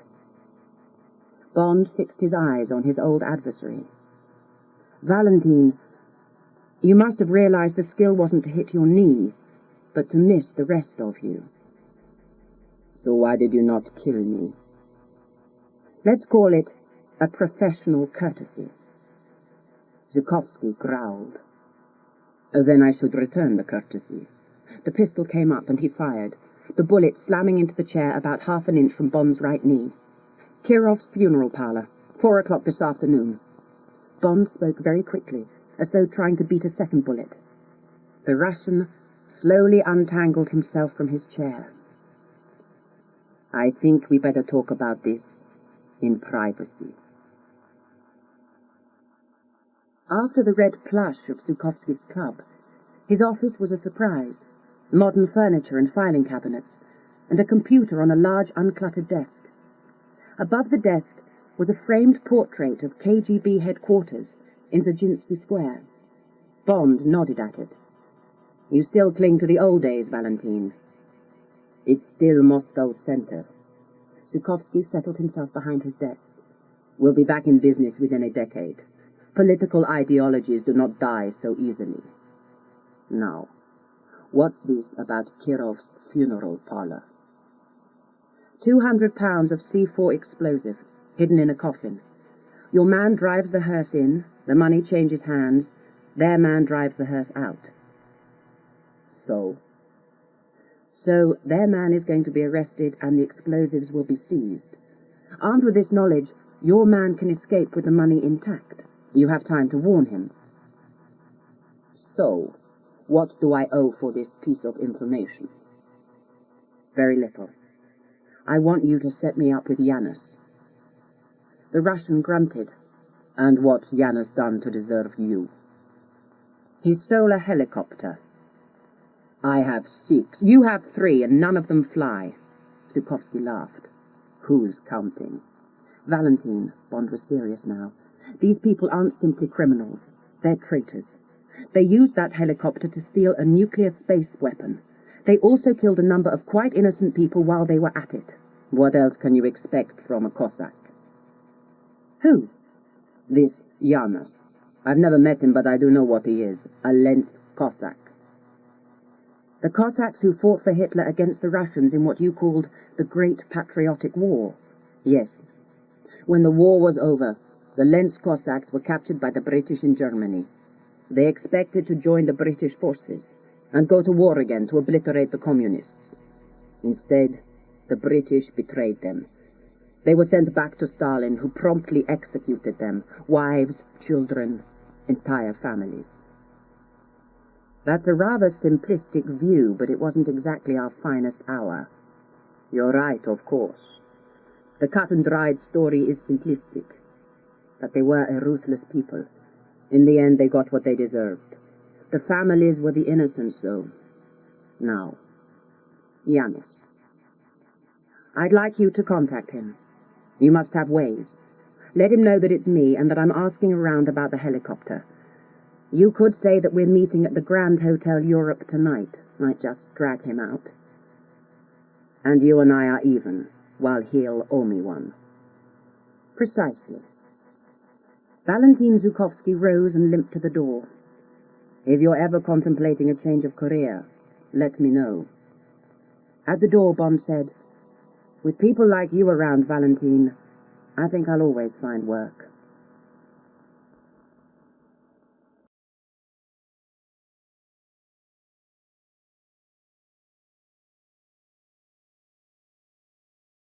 At around 10 to 6 that evening, Natalya walked slowly down the center aisle of the Church of Our Lady of Smolensk to a large icon of the Virgin Mary, slid a bill into the little box, and lit a votive candle.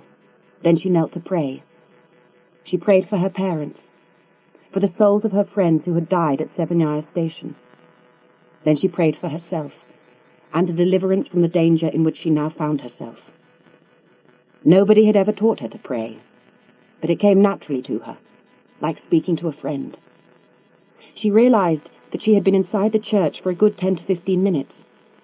Boris had not shown up, and panic leaped into her head. Had Boris been caught? Had he led her into a trap? The panic deepened, and she moved back up the aisle towards the west door. Halfway up the aisle she stopped, turning quickly. Was that a noise? She saw the flames of votive candles in front of the icon moving, as though someone had passed by them quickly. The fear gripped her again. She turned towards the door and began to run, straight into someone who had slipped into the church. Natalya! Boris! Her heart was pounding. Boris, what... He put a finger to his lips. Quick, come with me. There isn't much time. His arm circled her shoulder as he led her towards a curtain to the right of the icon. He still held her tightly as they pushed through the curtain, then stopped. For a split second she could not believe it. She looked at Boris, and then at the woman, Xenia Onatop, who stood just inside the curtain. She tried to shake herself free, felt the needle stab into her right shoulder, saw the world spinning and the terrifying face of Xenia, mouth open as though she wished to devour her. Then, darkness. Boris grinned at Xenia. Silly little goose, he said. Let's get her in the car. I've got another appointment. Xenia spoke with an undisguised relish. There is a spa in the basement of the Grand Hotel Europe, and in the evening, businessmen swim in the luxurious pool or recline in one of the big steam rooms. Bond was glad he had got in before anyone else. He wanted to swim and steam away the day's tensions on his own, and had carefully hung a "closed for cleaning" sign on the main door at the top of the steps. He also wanted to be alone in the hope that Janus would take the bait. As he knifed through the water, his mind began to focus on the events of the day. He executed a fast racing turn and streaked through the water. He felt good. He felt even better as he emerged at the end of the pool, close to the columned entrance to the big steam bath. The clouds of steam were moving, wafting. Someone, he thought, had taken the bait and lurked within the steam. He moved towards the archway and into the dense cloud, heading towards the alcove where he had left his robe. He felt the presence, though he could not see. Then the large pillar came out of the mist just to his left. He had to pass it to get to his clothes, so he danced to the right away from the pillar, then turned left and pounced forward, going low in case his adversary carried a knife. As his hand shot out, his fingers touched flesh, then his hand clasped a wrist. He jerked downwards, dragging whoever it was into the relatively clear air of the alcove. Xenia Onatop stood facing him, holding a towel in front of her. A twist of her wrist, and she was sprawled on the floor as Bond dived for his pistol, wrapped in the robe which lay on the slatted bench. By the time he turned, she had clambered to her feet. She smiled, and slowly allowed the towel to drop from her body. Bond blinked the sweat from his eyes. Xenia naked was every man's fantasy of the perfect woman. You don't need the gun, Commander. Her voice was throaty. That depends on your definition of safe sex, Miss Onatop. She moved towards him. 2 paces. That's close enough. Not for what I have in mind. She kept coming, lifting her hands to cradle his head. A second later she was kissing him. He was unable to resist. Her passion was almost violent. He replaced the gun on top of his robe before he began to wind himself around her. Then, in the deepest of kisses, she bit down hard on his lip. He tried to disengage himself and reach back for the pistol, but she caught him behind the knees with one leg, and the ground fell out from under him. This time she was on him like a lioness, ripping at his bathing trunks, whispering, "James, are you going to hurt me? Please, hurt me." They wrestled in an erotic slithering of wet, naked flesh. Finally he was on top of her, and could feel himself thrusting into her while she goaded him on. "Hurt me, James, hurt me." A tiny alarm rang in his mind. He knew they were not alone, and at that moment Xenia's legs slid around his upper body, pressing his ribcage. He remembered the broken body of Admiral Farrell back in Monte Carlo 1,000 years ago. He glanced at his watch, and saw a shape coming out of the steam just reflected in the crystal. Xenia Onatop was squeezing harder now, her feet behind his neck, her thigh muscles tightening. "Oh, yes," she breathed. "Yes, yes, yes." He caught her as her legs relaxed slightly, shifting for a tighter grip, and flipped over, taking her body with him, then sliding his feet under her. He kicked so that she was forced away, shooting backwards over his head. Her heels caught the approaching man straight in the mouth, and he let out a gurgle as blood spouted from his nose. With a flick of his arm, Bond pushed Xenia out of the way and hammered the would-be assailant in the face. The man smashed against the wall with a crunch that made Bond wince. He turned. "Just stay where you are, Xenia." The gun was once more in his hand. "We've had enough foreplay. Now tell me who sent you, and your poor oaf of a friend." "Who do you think?" "I'd bet on Janus." "Of course, Janus." "Take me to him, then." She relaxed for a second. "Just as you are, or will you meet him clothed?" She said they would meet in Statue Park, then went on to explain, "When Yeltsin outlawed the Communist Party, people toppled all the icons of the communist regime, Lenin, Marx, Stalin, statues in stone and metal. Then the city dumped all the statues in the field." She told him all this as she lay on his bed, her hands and feet tied with two of his own neckties. He had put on his robe and found her clothes, an old pair of jeans and a shirt. They had gone up to his floor in the lift, his automatic jammed into her ribs. He finished dressing, then untied her. "Okay, take me to him." She drove. Finally, they pulled up at the extraordinary pile of broken and discarded icons. "Well, my dear, I've had a lovely evening." He shifted in his seat, and for a second she must have thought he was going to kiss her. Instead, his left hand came down hard just behind her right ear, and she slumped forward onto the wheel. "Sweet dreams," he said, and climbed out of the car. He took 2 steps through the detritus of the heroes of the revolution, and glimpsed the silhouette of the Tiger helicopter and a human shape behind the broken statues. Slowly he pulled his pistol and walked towards the helicopter. Then, as moonlight fell across a clearing, the man walked into sight, and Bond saw the grotesque face, the left side marked by a skin graft, and the mouth frozen. The voice was all too recognizable. "Hello, James," said Alec Trevelyan. Alec! Bond could not believe it at first. He had known Alec Trevelyan as friend and colleague all his active life. "Yes, James. I'm back from the dead. I'm not just one of those anonymous crosses on the memorial wall at the SIS headquarters." "What's the matter, James?" "No glib remark. You used to be famous for your one-liners." "I've got a one-worder for you, Alec." "Why?" "Why?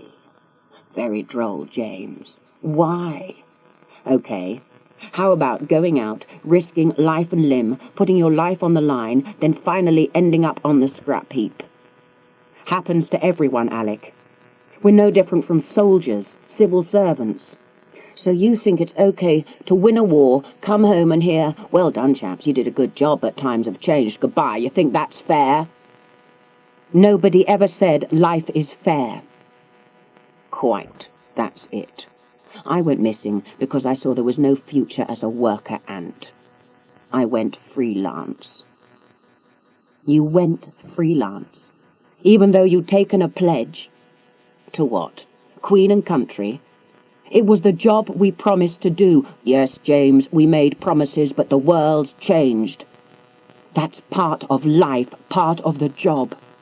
Alec laughed bitterly. Part of the job. Risk everything and end up with nothing. Depends on what you mean by nothing, Alec. Our old main enemy has gone, but it's left chaos behind. There's more to do now than at any time. Not in my book, James. I'm happy being a freelance, thank you. You'd rather cause the chaos than try to stop it. Bond raised his pistol. Oh, James, put that pea-shooter away. Do you really think that I haven't anticipated your every move? He turned and began to walk away. The man, Bond considered, had gone too far to be brought back. The explosion? Urumov's bullet?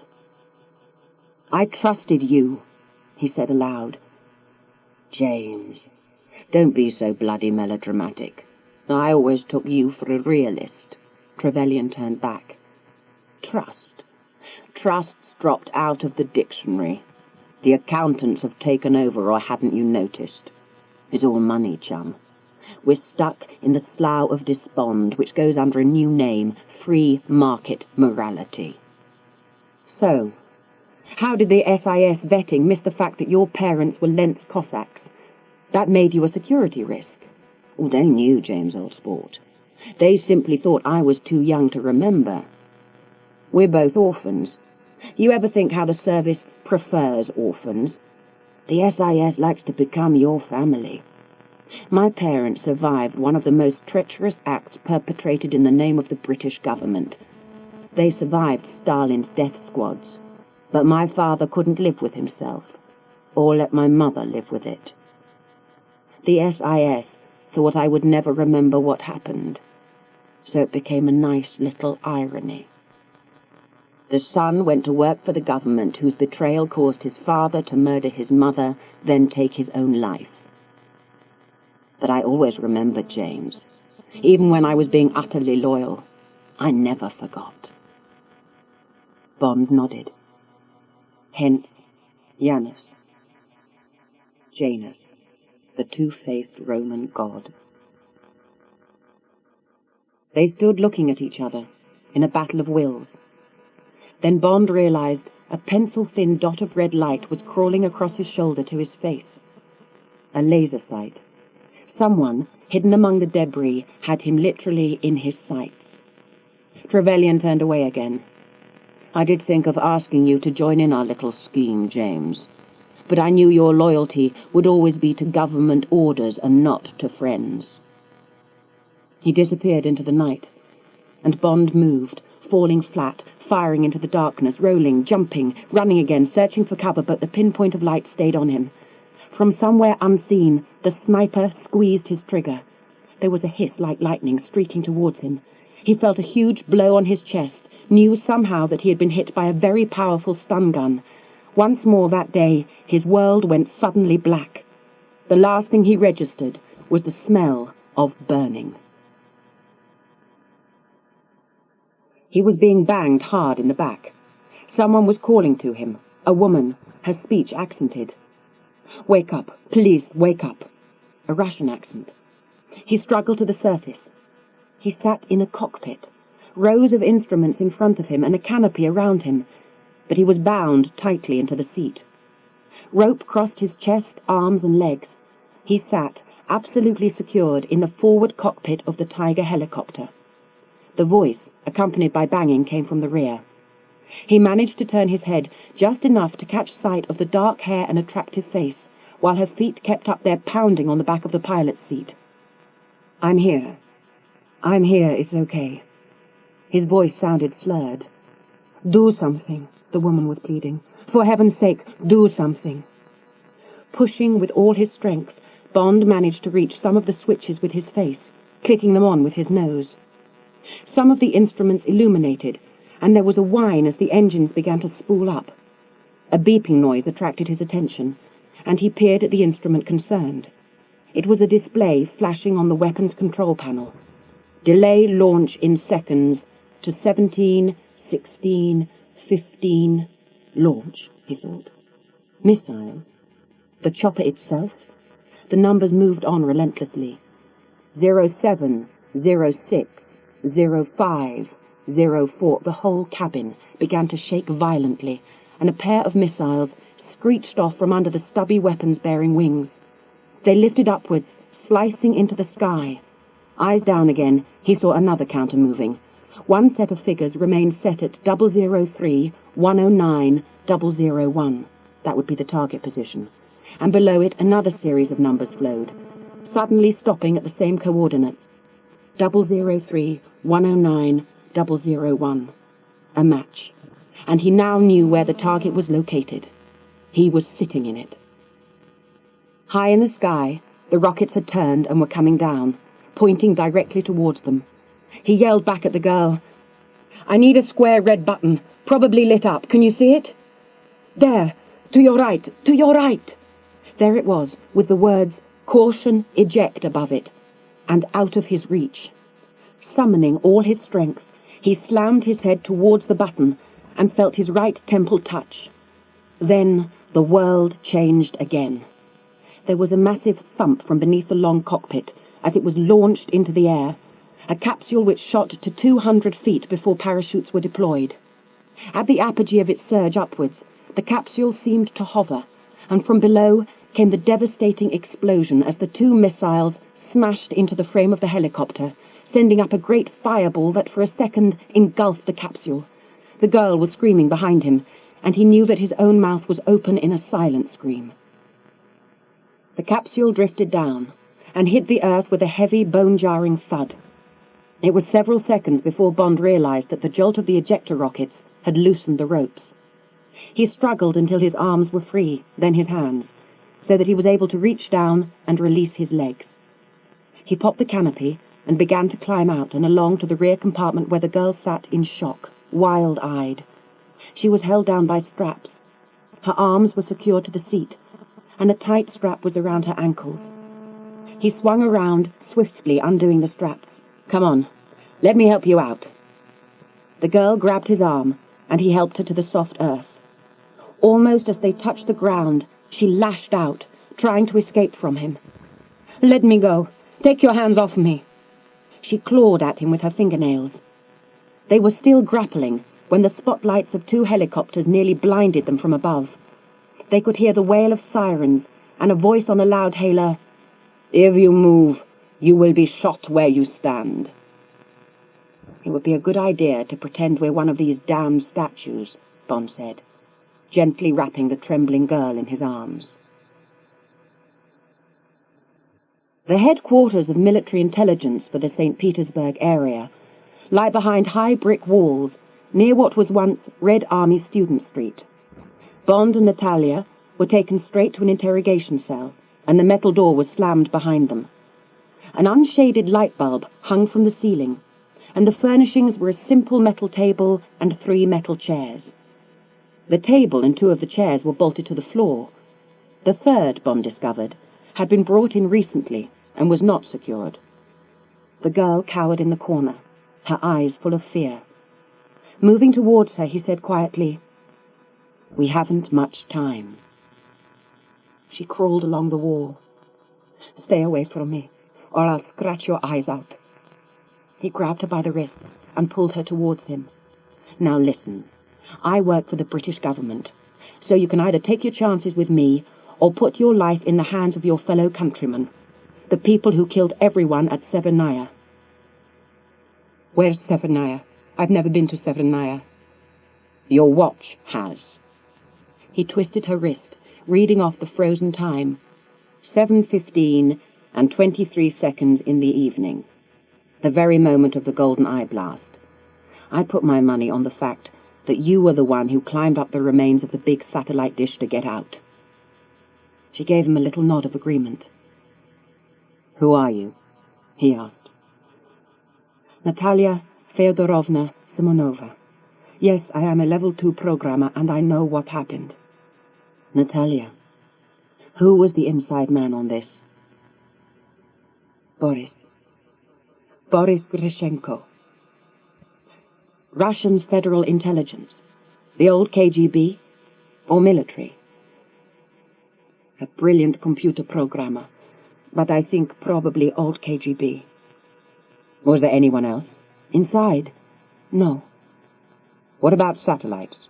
Are there any more? Just one moment. It's my turn to ask questions. Who are you? James, he began. Then the door was thrown open, and an armed guard preceded the Minister of Defense, Viktor Mishkin, into the cell. Mishkin carried Bond's automatic pistol, and his smile was the smile of a tiger. Well, good morning, Mr. Bond. Sit, both of you. Bond grabbed the metal chair that was not bolted to the floor, while Mishkin took the chair opposite. I am Viktor Mishkin, Minister of Defense. He put Bond's pistol on the table in front of him. So, how shall we execute you, Commander Bond? A bullet to the back of the head, quick and painless. Bond raised an eyebrow. No small talk, Minister. No interrogation. Nobody has time for these things anymore. Interrogation's a lost art. This isn't the time to be flippant, Commander. I have one question only. Where is the Goldeneye?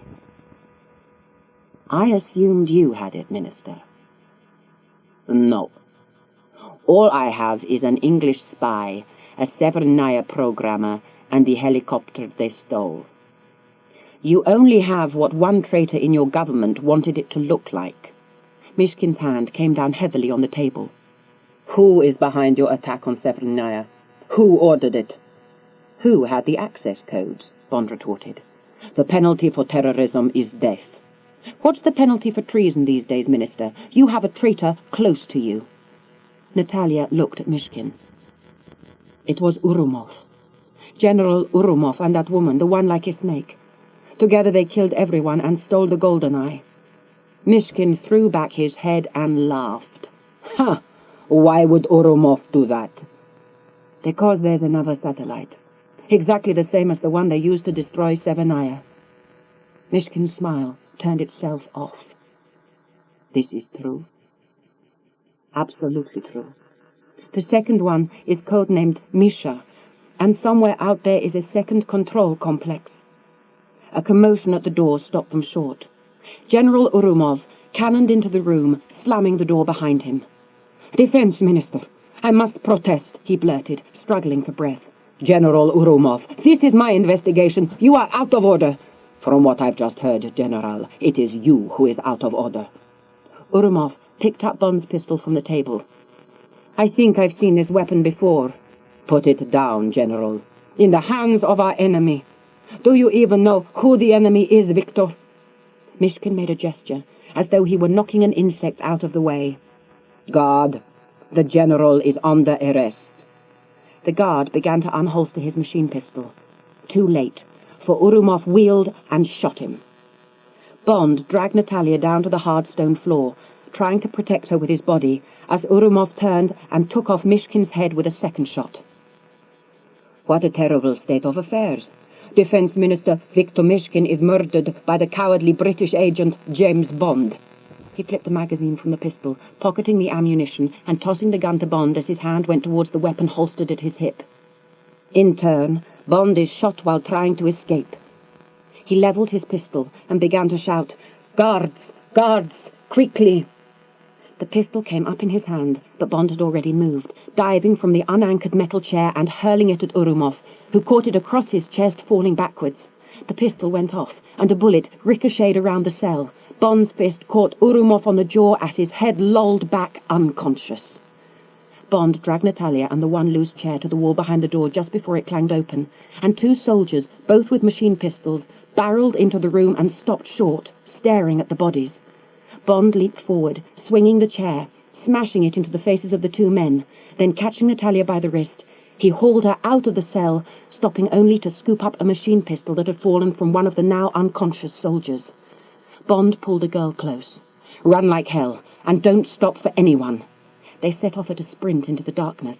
Light gleamed at the far end of the corridor, and as they came closer, he deciphered a red notice in Russian. No admittance, intelligence archives. A metal door with a big lock barred their way. Bond fired a burst from the hip which blew out the lock and sent a siren wailing. They crossed into the archive area, and Bond slammed the door behind them. They were now in a passage, leading to a larger, well-lit section, and lined with a series of cabinets, teetering and leaning in an unsafe manner. As soon as they reached the end of the hallway, he motioned Natalya to stand clear and put his shoulder against the last cabinet. It toppled easily against the next structure and set off a domino effect. Cabinets and shelving crashed down against the door. Swiftly he crossed the little passage, did the same with the cabinets on that side, then turned his attention to the main archives. Bond and Natalya found themselves in the uppermost section of 3 huge circular galleries, with a glass rotunda directly above them. To his right, Bond saw a large round window between the bookcases that circled the gallery. From below, there was a pounding, as Urumov's men battered their way into the gallery. Bond looked down, and saw, with a lurch to his stomach, that the floors of the galleries had been built with several layers of strong, thick lucite. It was only a matter of time before Urumov and his troops would spot them, as they peered upwards through the transparent flooring. Urumov shouted, pointing up at them, and bullets began to plough their way into the glass-like floor, ripping and sharding the material. "Run!" he yelled at Natalya, and they set off to circle the entire upper gallery. As they ran, the bullets stripped out the flooring like several pneumatic drills. Natalya stumbled, and the floor gave way, tearing to pieces behind her. Screaming, she fell through the jagged hole straight into the arms of the soldiers below. Bond hardly paused, knowing that he would be letting his heart rule his head if he stopped now, for the bullets continued to open up the floor behind him. 4 strides ahead, he caught a glimpse of a metal safe inlaid between the shelving, with room for him to climb on it. He took off, going for a high jump, landing in a heap on top of the recessed safe as the fire from below removed the floor he had just left. He was now almost opposite the big circular window which looked down on the vehicle park. He unbuckled the belt Q had given him, moving the safety catch to the offsetting and twisting the belt around his right wrist.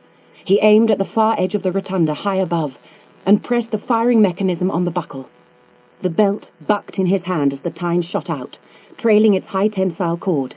It hit the base of the rotunda with a solid thwack, and one quick pull told him it was buried deep in the stone.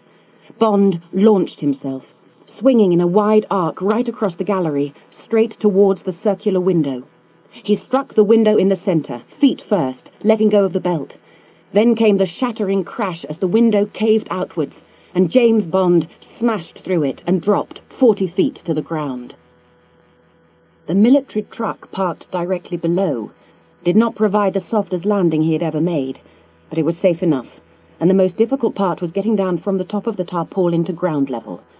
Once there, Bond melted into the shadows, making his way across to the vehicle park. At some point the main gate would have to be opened, and he would just have to take his chance.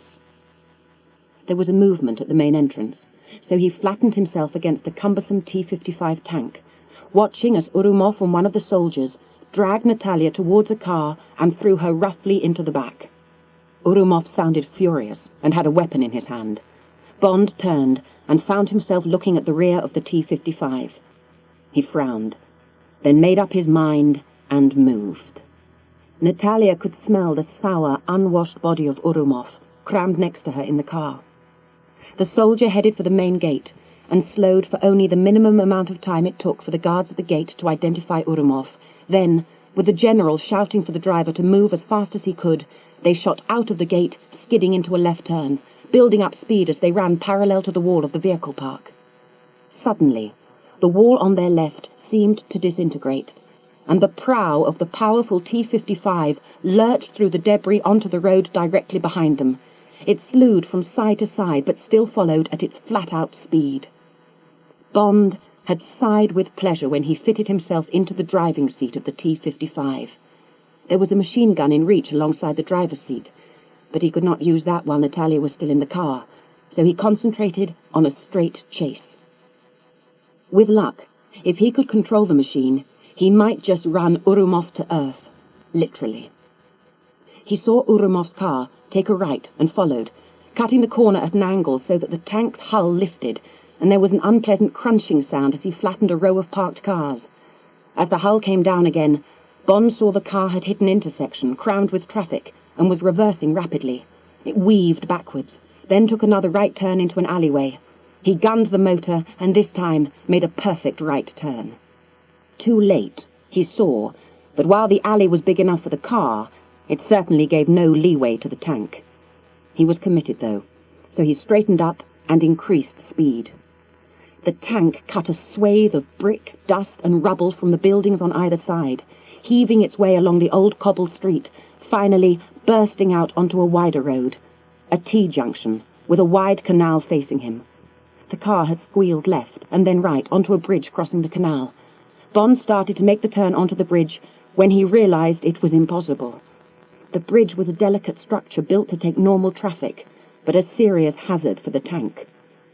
The tank swung around on its own axis, doing a perfect 180-degree turn, and as he completed the maneuver, Bond saw that he was already being chased by a pair of jeeps and two BTU-152s fully loaded with troops. The little jeeps had no chance.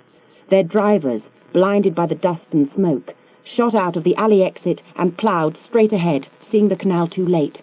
They smashed into the dirty water of the canal, their occupants scattering in the water.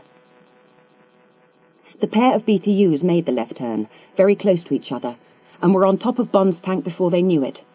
Bond hit one of the BTUs head-on, swerved, and just touched the side of the other vehicle, enough to push the troop carrier aside. As he moved forward at full speed, he was aware of men yelling as they were being thrown from their stricken six-wheeler. "Road hogs," he muttered. Natalya glanced through the rear window of the car and saw that Bond's tank was making steady progress, almost running parallel with them on the opposite bank. But her smile faded as she saw 6 police and military cars racing up behind the tank. Ahead of him, Bond saw Urumov's car pull right onto a second bridge. He could not expect to catch the car before it exited from the bridge and headed on down a road to his right. The car shot off the bridge, straight in front of him. Bond turned accurately into the street. Ahead he saw the car held up, waiting to traverse a roundabout in the centre of which stood a huge gleaming statue of Tsar Nicholas on a great winged horse. As he approached, the car made its turn into the traffic flow. "He who hesitates," Bond muttered, and took the tank straight across the roundabout. Inside his metal capsule, he clearly heard the scream of braking cars and trucks, and the right track sliced the front of a Perrier water van. He felt the crushing bump as the hull hit the base of the statue, depositing Tsar Nicholas neatly over the long muzzle of the 100mm main gun. Back at the roundabout, cans of Perrier littered the road. Traffic was at a standstill, and the entire scene was filled with a cacophony of horns and shouts from frustrated drivers, including the police and military. For a while at least, Bond was free of the pursuing authorities. He took a long bend to the left and glimpsed a low bridge ahead, with Urumov's car just passing under it. He tried for more power, saw the arch come up, and heard the mighty bang as the statue hit the overhang, rolling back into the direct path of the pursuit cars. By now, he was starting to pick up communications on the police band. There was talk of setting up a roadblock, though he had no idea where. It had to be somewhere along the route of the general's car, which he saw too late was making a fast right-hand turn. He turned next right, anxious to see if he would be able to see Urumov's car, then saw to his frustration that this was a dead end. Facing him was a 3-story office block. There were lights in the street-level windows, and he saw people moving behind them. At the last minute, they heard the sound of the oncoming tank and began leaping for cover as the juggernaut crashed through, turning furniture to matchsticks. He burst out from the rear wall of the building, cursing the brick dust and stone pouring down from the turret. Facing him was the barricade, complete with a large anti-tank gun. But Bond's tank had broken through the wall behind the barricade. Bond reached for the trigger of the machine gun and was relieved to find the weapon fully armed and ready. He smelled the cordite in the cramped enclosed space of the T-55 and saw the utter confusion in front of him in the waiting military unit. The tank was on top of them. He felt the whole mass of metal tip to one side as the right tracks crushed the gun. There were a few bullets as he moved away down the road, and one round did hit the heavy plating on the rear. but he was home free. More than that, he had just caught a glimpse of Urumov's car crossing the road about 2 blocks ahead. He recognized the neighborhood. On Jack Wade's tour of St. Petersburg, the American had brought him along this road intentionally. He now knew exactly where Urumov was heading. All he could hope for was that he would get there in time. This was yet another of the remnants of the old Soviet military machine. It lay deep inside a large oblong cutting, surrounded by a crumbling brick wall and razor wire. Bond lay in a gap in the wall, looking down on the panorama below him. He had arrived before Urumov, for the tank had been able to slew across open fields to get to this place. He silently thanked Jack Wade for pointing it out to him on the day of his arrival in St. Petersburg. Later, when Zukovsky had mentioned the rumors that Janus travelled in style on an armoured train, Bond had known immediately where that train was likely to be kept. Here, the once No. 1 Strategic Weapons Rail Depot. Proof of what this place had been was in the number of long flatbed trucks, which had been the main transporter vehicles for nuclear weapons. The track itself appeared to be in good order, as did the one train standing in the depot. A large, heavily armoured engine was set to pull 3 carriages. From its square nose, a long telescopic steel buffer projected. At its foremost end was a circular plate. That buffer, Bond thought, would be enough to deter anyone attempting to get in the way of the engine. Urumov's car swept out of an underground tunnel to screech to a halt beside the platform. Urumov dragged the girl from the back, then turned to the driver. "Shall I wait, sir?" the driver asked. Urumov nodded, then shot him. Twice in the stomach and then once through the head. Revolted, Natalya turned away, then jumped, for Xenia Onatop had silently come from the train and was standing directly behind her. "Welcome, Natalya."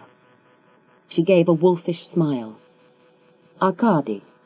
She leaned forward and kissed the general. "It's wonderful to see you both here safely.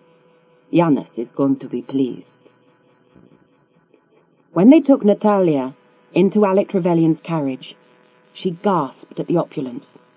She had seen photographs of the Tsar Nicholas train, with its rich hangings, chandeliers, mahogany panelling, and polished cables.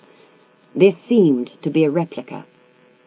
Trevelyan sat at one of the tables which was laid out for breakfast. The china on the breakfast table was like nothing she had ever seen. Each piece bore what seemed to be a royal crest, a blue shield on which there were 2 gold profiles, as though a face had been split in 2. Like the man sitting drinking his coffee, the right side clear and unharmed, his left side scarred and terrible, with the eye socket pulled down and the mouth frozen at the corner. Between eye and mouth, the ruined flesh seemed like the skin of a reptile. As he stared at her, Natalya felt movement. The train was beginning its journey. The man with the disfigured face looked her slowly up and down so that she felt he was mentally undressing her. Finally he spoke to Urumov. "Either you've brought me this perfect gift for our long journey, General, or you've made me a very unhappy man." Urumov gave a shrug. "That idiot Mishkin got to him before I could." "What you're really trying to tell me is that Bond is alive." Another shrug. "He escaped." The scaly side of his face gave a twitch. "Good for Bond," he murmured, "but bad for you, General." Xenia gave an unpleasant laugh. "I told you that if I couldn't get this man Bond, then you wouldn't have any success either." Trevelyan shook his head. "Bond has as many spare lives as a cat. Now bring her over here." He motioned towards Natalya. Urumov propelled her roughly towards Janus Trevelyan. "Just sit quietly and be a good girl." Trevelyan spoke softly, and she noticed that he had a very similar accent to that of Bond. "You like my friend, James?" he asked. She gave a noncommittal nod. "Well, my dear, James and I shared everything at one time, and you must understand that to the victor go the spoils. Eventually you will come to like me very much." His lips brushed her neck. Then he moved a hand, turning her face, lowering his lips to her mouth. She allowed him to get close. Then she sank her teeth into his lip. He pulled back with a cry of annoyance, and she saw that she had broken the skin. She did not see his hand come up to slap her hard, only felt the sting of sudden pain. "You bastard!" she cried in Russian. "I like a spirited woman." He gave his warped smile again.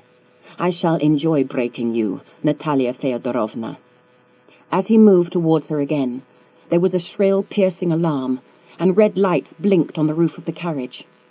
He pushed her roughly out of the way and spoke to Urumov, telling him to stay and watch her. Then he was running fast towards the next carriage, Xenia, with a little Uzi at the ready, following him. Bond had chosen the point for his ambush on a mile length of straight track leading into a tunnel. He maneuvered the tank into position, lining up its tracks on the rails, so that it faced in the direction from where Trevelyan's armoured train would come. He climbed into the gunner's seat, pointing the barrel directly at where the train would appear. He was gambling on Natalya being held somewhere in the rear of the carriages. He would only have one chance, one shell to take out the engine. Pressing his eye to the forward sight, he saw that the train was coming towards him. Trevelyan and Xenia had moved forward into the communications carriage, filled with computers and communications electronics. At the far end, a monitor linked them with a camera set high on the front of the engine. When he saw the tank ahead, Trevelyan sighed in anger mingled with admiration. Only that bastard James Bond. "What do we do?" The question came from up front in the train's cabin. The driver and his engineer were already slowing slightly. The brakes started to bump. Trevelyan snatched at a small microphone. "Go for him! Full speed ahead! Ram him! But ram him, damn you! You have that damn great battering ram up front. Now's the time to use it." Trevelyan looked up at the monitor and braced himself in his seat. Opposite him, Xenia was also straining backwards in her seat, the Uzi across her lap. Above them, the monitor showed that they were rushing towards the tank at high speed. About 600 yards to go and closing very fast. At around 200 yards, there was a flash, followed by a great heaving, as though the carriage was being shaken by an earthquake. Bond had banged down on the firing button. The turret bucked under the recoil, and the shell penetrated the front of the engine, exploding with a great sheet of flame. He pulled himself up through the hatch, leaped, and rolled away towards the bank, almost at the moment the train's engine hit the tank, the long telescopic buffer buckling under the impact. The engine pushed the tank, now on fire, back into the tunnel. Then came the second explosion, and a searing heat that even Bond felt, lying on the ground a good distance away.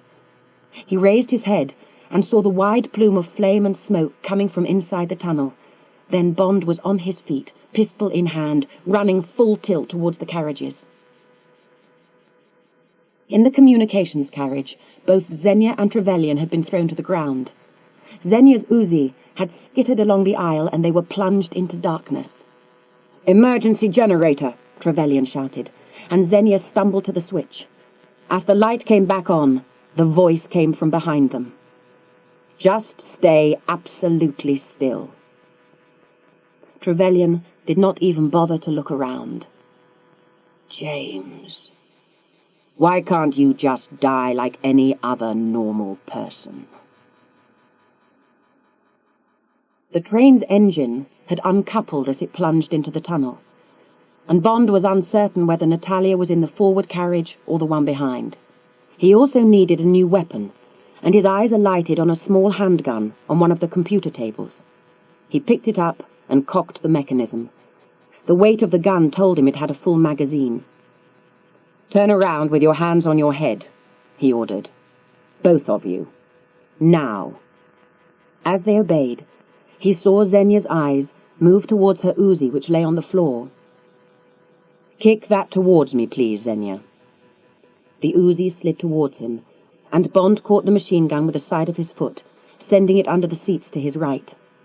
Trevelyan gave a mocking laugh. James, you haven't a chance here. You have no backup and no escape route. You're stuck here with us as your hostages. A poet once wrote, "The glass is falling hour by hour." Bond continued the quote. "The glass will fall forever, but if you break the bloody glass, you won't hold up the weather." Yes, I know, Alec. And I'm quite aware that you have some earth-shattering plan already running. Earth-shattering? Very good, James. And no, you cannot stop it now. Unless you can find the source and remove that bad boy Boris within a couple of days, you're done for, old son. I am the only person who might possibly change the circumstances, and I hold the trump card here. I hold the bargaining chip. Oh? I have the beautiful Natalya. So? What do you mean, James, so? Why should Natalya be a bargaining chip? Come on, James. I know you very well. Where is she, then, if she's such an asset? I can get her for you. Only you'll have to let me use the microphone. His hand gestured to where the mic was hanging. Bond nodded, keeping the pistol halfway between Trevelyan and Xenia. Urumov, bring her in here. Trevelyan spoke into the mic. The door behind him slid open, and Natalya came hobbling in. General Urumov had one arm around her throat, while his other hand held a pistol to her head. Trevelyan laughed. The good old Mexican standoff, James. Keeping the gun trained on the other two, Bond turned his head slightly so that Urumov would know he was being spoken to. General, tell me, what's this Cossack promised you? Out of the corner of his eye, he could see a twitch of uncertainty cross Urumov's face. Surely you know he's a Lentz Cossack, General. This is true? Urumov sounded shaken. It's true, Urumov. He's a Lentz Cossack, and you know they all have long memories of the purges. He has no love for you or your kind. He'll betray you, just like he's betrayed everyone else. This is true? Urumov asked again, and was cut off by Trevelyan. What's true is that in 72 hours you and I will have more money and more power than God. By then, Mr. Bond here will have only a small memorial service. So what's it to be, James? 2 targets, time for 1 shot. Which way will you jump? The girl or the mission? Bond shrugged. Kill the girl if you like. She means nothing to me. Natalya let out a little moan. Trevelyan nodded to Urumov to kill her. But the general was off his guard now, and Natalya sucked in that extra adrenaline. She broke free and kneed him in the groin, diving away from him as she did so, leaving Bond a clear shot. The pistol barked. The top of Urumov's head disappeared in a fine red mist. Bond ducked sideways, threw himself down near Natalya, and came up shooting. His first 2 rounds went high. By the time he recited, the door was open, and Xenia, followed by Trevelyan, was through the gap. 2 more shots splintered the woodwork, but they were out and away. As he reached the door, he heard the sound of bolts being thrown, and armoured shields came clanging down over the windows. We're in an armour-plated coffin, Bond said quietly. The big computer on the desk suddenly beeped, and Natalya turned her head. Boris. She pushed Bond aside and swung into the chair, her hands on the keyboard rattling away. Natalya, what in hell are you doing? Somewhere out there, in the real world, Boris is sitting at a computer. He's only alive when he's at the computer. This is his program. He's backing up all his files and he's reachable. If I can send a spike down the line, I could trace exactly where he is. Would that help? A lot. Good. Then let me do it. She growled at him. Well, don't just stand there. Get us out of here. Yes, sir. He turned his attention to the floor, and with a Swiss army knife began to cut away a section of the carpeting. Outside, Trevelyan and Xenia had jumped from the train. They stood back from the forward coach, the front of which looked a little charred. Taking what looked like a small TV remote controller from his pocket, Trevelyan aimed it at the carriage and pressed. There was a rumbling, and the four sides fell away on hinges to reveal a sleek little helicopter. "We did it!" Xenia shouted, and they ran up onto the flatbed truck, unclipping restraining locks from around the machine. Seconds later, Trevelyan ducked underneath the middle carriage and heard the sounds of Bond's work. His hand slid up to a black box towards the front of the carriage, opened it and punched in some numbers. By the time he reappeared, Xenia had the rotors turning. A few seconds later, the helicopter lifted off with Trevelyan at the controls. He flew in a wide arc and then hovered over the center carriage, speaking quickly into a sound system which magnified his voice. Natalya was typing furiously, the readout on her monitor flashing and changing. C prompt, send spike enter. She slammed a forefinger onto the enter key and the prompt came up. C prompt, spike sent. She gave a wild whoop. Got him! Then they both heard the disembodied voice of Trevelyan coming from above. Good luck with the floor, James. I set the timers for 3 minutes. The same 3 minutes you gave me back near Archangel. It was the least I could do for an old friend. An intermittent beeping sounded from below them, and red lights began to flash. What does that mean? Natalya sounded anxious. It means we've got exactly 60 seconds to get out. Oh. She went back to the keyboard, typing even faster. Bond had the carpet stripped back to expose the metal floor. He pulled his watch from his wrist, aligned the 2 marks, then pressed one of the buttons. A thin laser beam hissed out of the side. He began to slice through the steel in a wide circle. Natalya had typed in a further command. C prompt, follow spike trace. A map appeared. She followed the red line that traced itself across the graphics of the world. 20 seconds, Bond shouted. Cuba! James, he's in Cuba!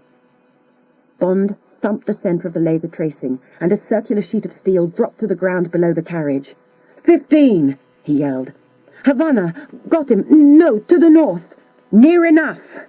He dragged her from the chair and dropped her through the hole, following her with about 5 seconds to go. They crawled out, and he flung her down, covering her body, just as the 3 carriages went up with a roar engulfed in flame. Natalya sprinted up to the far side of the bank. Bond went after her, again ending up shielding her. She smiled up at him. What is it with you, James? Do you destroy every vehicle you get into? It does seem to have become a kind of operating procedure. Well, I think I should make the arrangements for our trip to Cuba. Our trip. You don't think I'm going to leave you to finish this on your own, do you? Anyway, do you know how to dismantle Misha? Now you mention it, no. We may need some help. Can you find it? Oh, I think so. Good. Now, James, are there any other operating procedures I should know about? Thousands. He smiled at her, his lips drifting down towards her mouth. Don't worry, though. I only pay them lip service. I can't think of a better way, said Natalya Simonova, as she lifted her face and then her body to his. They walked for several miles, and finally reached a grubby little restaurant, where the proprietor agreed to let them use his telephone for a price. Bond dialed the number Jack Wade had given him, and got Wade's voice telling him to leave a message and have a nice day. He told the CIA man where they were, and that they needed transport. An hour later, Wade turned up, still in the battered old Moscovich, flashing a radiant smile. In the car heading back to the hotel, Bond gave him a shopping list, which included tickets on the first available plane to the United States, a passport for Natalya, and some changes of clothes for the girl. By 9 o'clock that evening, they were on board a flight via Paris to Miami. From Miami, they flew directly to Puerto Rico, where they were met by a young man who had CIA written all over him.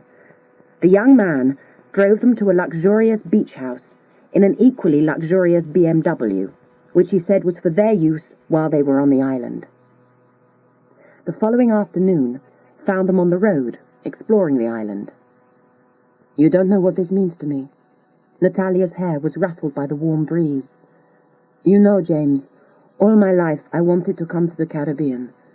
I've dreamed about it since I was a small girl." "I'm glad we had the opportunity of making your dreams come true." Bond smiled at her. "I just hope we don't end up in a nightmare."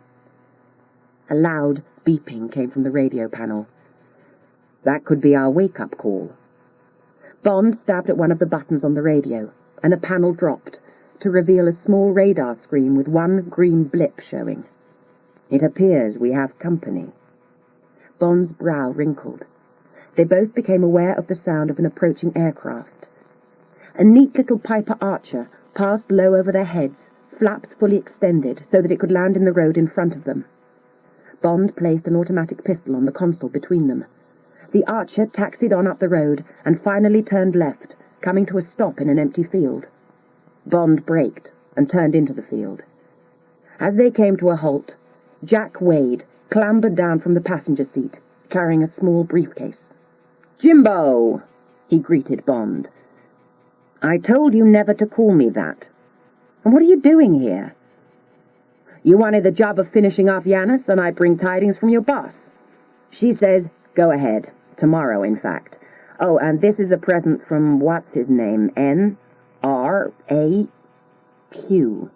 That's the one." He handed over the briefcase. "Incidentally, I'm not here, capiche? The agency has absolutely nothing to do with this, okay?" Bond nodded. "I borrowed this little baby from a friend of mine. It'll be waiting for you, all ready to go, at the private aircraft parking at San Juan Dominici, first light tomorrow morning. We'll be there. Just climb aboard and give your call sign. Smiley 1. Now..." He walked them to the door of the aircraft and took some papers from the seat. "We've covered you in every possible way. Coast Guard, FAA, and Southern Military Command are all in the loop, and when I said first light, I meant it. You'll be cleared at 0600. He handed over a large manila envelope. "This is the latest Satyant from the Puzzle Palace. They say you should be okay as long as you stay at under 600 feet. Natalya's hand shot forward, plucking the envelope from Bond's hand. 500 feet. She smiled like a nice, well-brought-up Russian girl. Natalya opened the envelope and began to scrutinize the satellite maps. Leaning over her, Wade pointed. "You'll be looking for a satellite dish the size of a football field, I presume. Well, it just doesn't exist. Nobody can light up a cigar in Cuba without the boys at the National Security Agency knowing about it. It just is not there." Natalya gave him a cheeky smile. "Mr. Wade, I know it's there." Bond interrupted them. "What if we need backup, Jack?" "There's a transmitter in the plane.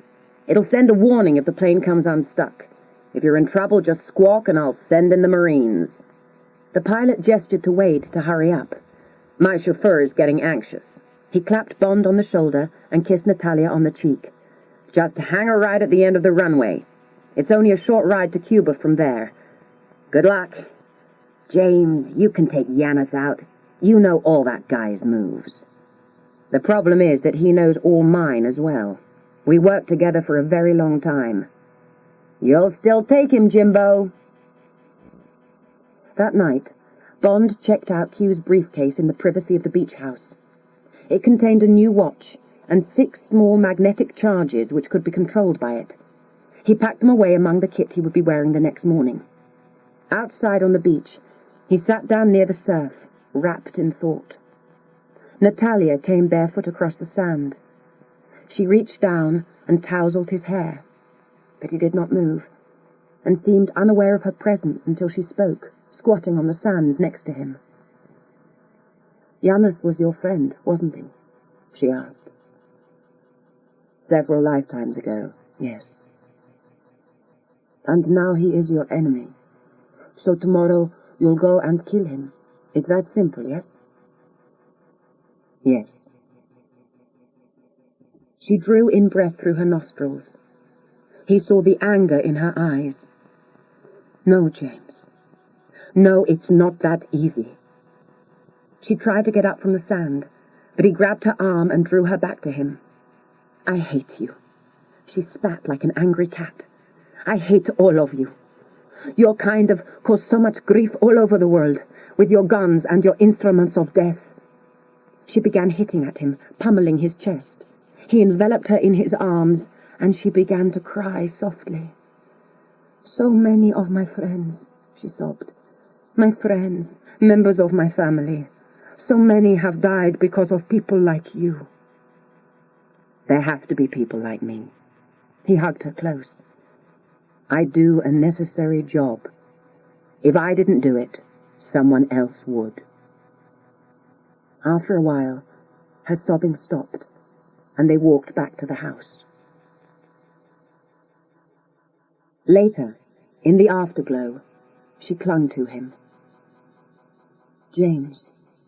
Her voice was husky. Yes. On the train, when you told them to kill me, that I meant nothing to you. Did you mean that? Of course. She propped herself on one elbow and looked at him. Then Bond laughed. Natalya, my darling girl, it's a basic rule. Always call their bluff. She brought a pillow down hard across his face. You lying bastard. She laughed, and again they tangled together among the rumpled sheets. They came in very low off the sea, crossing the coast and cruising just above the jungle. The lush greenery below looked impenetrable, but they could occasionally glimpse the odd small clearing. There was no sign of life. As they skimmed the deep green foliage, they searched for something that did not seem to be there, even though Natalya insisted it was close. Bond caught a flicker of light further on and headed towards it. As they drew closer, he was sure the light was that of the sun reflecting on water. Finally, there in the middle of the jungle was a huge inland lake, its water like glass, and so deep that you could see no trace of the bottom. He turned the Piper Archer as they reached the far side of the perfect circle of water, knowing it was inconceivable that this could be nature's doing. The lake was too flawless, too geometric to be anything but man-made. There's nothing here. Absolutely nothing, Natalya said. Let's give it another go. I'll take her down very close to the drink. Keep your eyes peeled. He pulled her round and began another run. James, look out, she screamed. He saw it at exactly the same moment as she shouted. It came straight up from the deep water, breaking the placid surface with hardly a ripple. Now he pushed the yoke hard left, his feet firmly on the rudder to keep the nose up in a desperate attempt to avoid what he thought was probably a 140mm rocket. Where there was one, more would follow. The aircraft was probably being targeted electronically by computer, even as he banked right, turning the Archer onto an opposite track as the first rocket passed harmlessly to their left. "We've got to get out of here," he shouted, slewing the plane in the other direction. Another rocket came hurtling from the water as he turned. It did not explode, but sheared off over half the span of his port wing. The Piper was too low, and everything seemed to happen in slow motion. As he tried to correct, the belly of the aircraft struck the water. The shoreline came up to meet them, and what was left of the fuselage slid up onto the sand. Natalya had screamed when they were hit. Now, as they rose up the strip of sand, Bond threw one arm across her and his other forearm over his own face. Fire gushed from the engine. He did not recall hauling her from the wreckage, but the next thing he knew was that he had carried her into the jungle foliage and had put her down gently in a clearing. Her eyelids fluttered. He spoke her name, urgently, several times, and finally she was awake. "You okay?" "I think someone hit me with a hammer." She raised herself from the ground and began to check that she could walk and move her limbs. Bond did the same. "I think we're both in one piece." Suddenly he realized that a helicopter was hovering low over the clearing. A rope snaked from it, and a figure rappelled down very quickly. A boot lashed out and caught him in the face as Xenia Onatop reached the end of the rope to which she was secured. Dressed in a tight combat suit with the omnipresent machine pistol strapped to her back, Xenia was on him like a wild animal, her legs crossing round his chest, knocking the wind from him and causing great stabs of pain. "This time, Mr. Bond, the pleasure will be all mine." He thought his bones would crack at any minute as he fought for breath. She started to scream orgasmically. "Oh, yes, yes, yes," and only stopped as an arm slid around her neck. Natalya was on her back, trying to pull her from Bond, but Xenia threw her off. "Wait your turn. You're next." She had lost some of her grip in dealing with Natalya, enough for Bond to reach up behind her and get a hand around the machine pistol. His thumb hit the safety catch and he squeezed the trigger. The weapon sent a spray of bullets straight up, tearing into the side of the helicopter. The pilot was obviously caught off guard, for he opened up the throttle and the machine moved rapidly forward, ascending as it did so. The line to which Xenia was secured went taut, pulling her away from Bond, who flicked her into a spin as she was lifted, at speed across the clearing, heading straight for a tangle of tree limbs, where she was suddenly trapped in a V formation of thick branches. Above, the helicopter was dragged backwards by the anchor of Xenia's body. The pilot tried to descend and regain control, but the tightness of the rope pulled the machine sideways so that he suddenly lost it altogether. The machine tipped to one side at a dangerous angle, rapidly losing height and dropping into the trees. There was a terrible rending. Then the fireball leaped up into the air. Natalya was beside Bond as he got to his feet. He looked at Natalya, and then at Xenia's crushed body, her face contorted horribly in agony. She always did enjoy a good squeeze. Far below the lake, in a complex similar to the one at Severnaya, Boris sat in front of a bank of monitors, his eyes riveted to one of the screens. This facility was built in 3 great tiers, walkways running around each section, screens and electronics everywhere. The monitor in front of Boris was reeling off numbers, marked as currency transfers. The figures were so large as to be almost incomprehensible.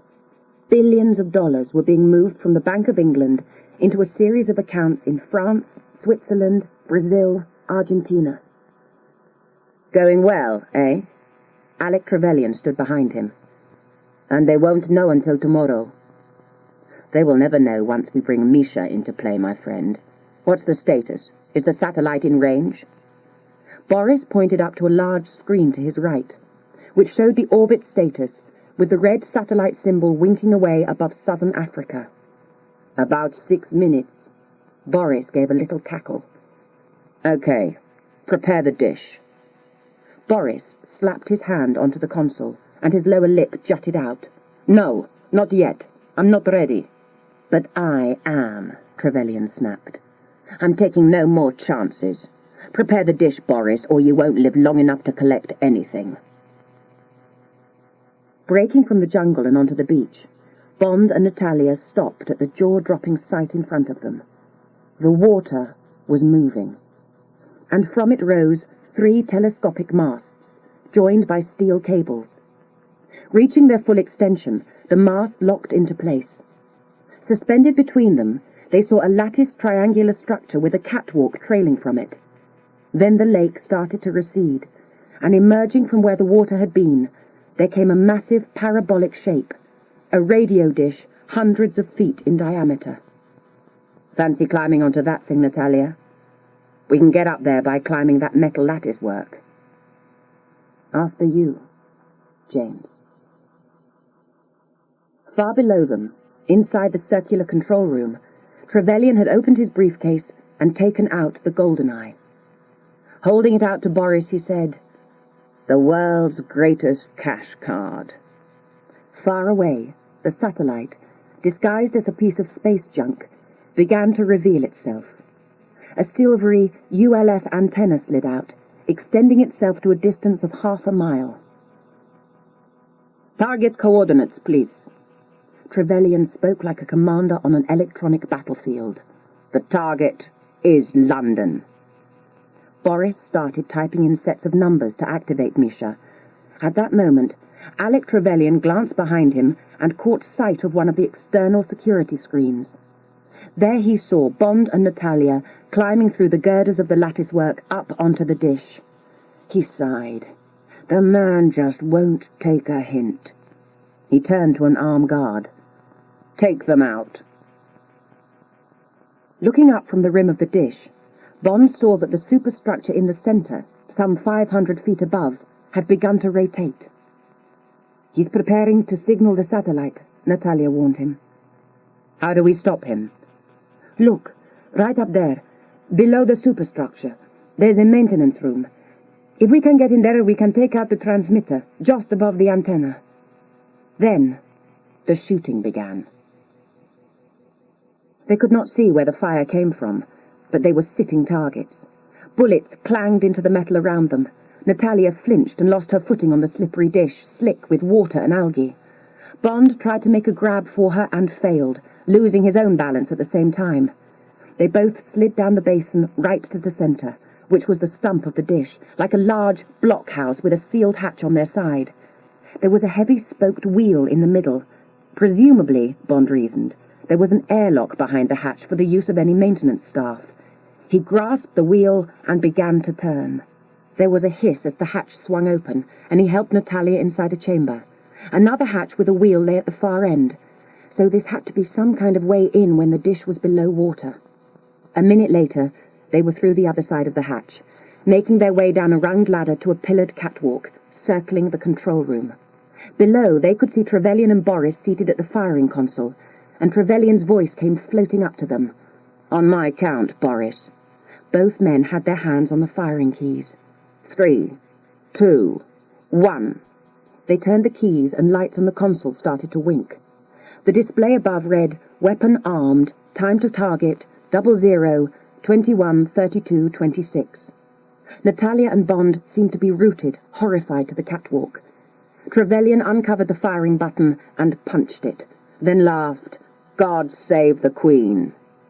Now, with a surge of anger, Bond knew that Trevelyan had targeted London. He began to move, but Natalya caught his arm and pointed down to the middle level. A door had opened, and a technician wearing a parka with a fur hood and gloves emerged from a large room. The mainframe computer, Natalya whispered. They'll have a cooling system in there. It'll be like a big refrigerator. She had hardly got the words out when they saw armed men heading up the steel staircase towards them. Bond pushed Natalya behind a pillar when the guards began to open fire as they reached the upper level. He fired 2 shots, and the first man spun around, and then the man behind him, so that the pair slid back down the stairs. Other men scrambled up the stairway, and bullets ricocheted from the walls. Bond glanced round to assure himself that Natalya was all right, but she had gone. He peered around and saw a figure somewhere below the catwalk. Natalya had seen a series of rungs ran along the underside of the catwalk. Now she was hanging from them, moving from rung to rung, heading towards the mainframe computer room. Bond ducked behind the first long fuel tank, slid his hand into a pouch on his belt, and drew out one of the small magnetic mines Q had sent. Fuel was dripping from the bullet holes, and he dodged back, loosing off another couple of rounds, then attaching a mine to the next tank. He continued, firing and retreating, giving himself time to place the mines under the tanks until he realized that his pistol was empty, and he would have to take the chance that Natalya was about to do something very constructive. Hopelessly outnumbered, he threw his automatic out onto the walkway, placed his hands above his head, and walked out to face the knot of troops. As he walked out, he caught a glimpse of Natalya dropping from the catwalk and landing by the door to the mainframe computer room. He took his eyes from her for a second and faced his captors. When he glanced down again, she had disappeared. Her breath immediately condensed in the freezing atmosphere of the mainframe room. Natalya glanced around. Without protective clothing, she could only last a few minutes in this place, so she seated herself at the keyboard and began to work. Bond was frog-marched down the 2 flights of steel stairs and up to the console where Trevelyan worked with Boris. James, Trevelyan turned in his chair. What a damned unpleasant surprise. I always aim to please, Alec. Trevelyan raised an eyebrow. That's the difference between us. I aim to kill. Where's the girl? We're not seeing each other right now. Really? My people said she was with you. He turned to the guards. Find her. Two of the men left quickly. The other two remained with Bond, placing the contents of his pockets on the console in front of Trevelyan. Bond scanned the monitors. He took in the long line of transfers from the Bank of England. Then his stomach lurched as he saw the global screen with the satellite Misha over Spain, on direct course for London.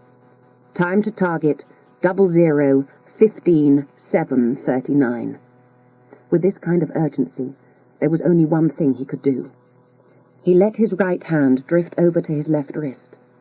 If he activated the mines under the fuel tanks, everyone would die, and the satellite would eventually drift down and burn out, without firing its nuclear bomb to produce an electronic pulse over the capital.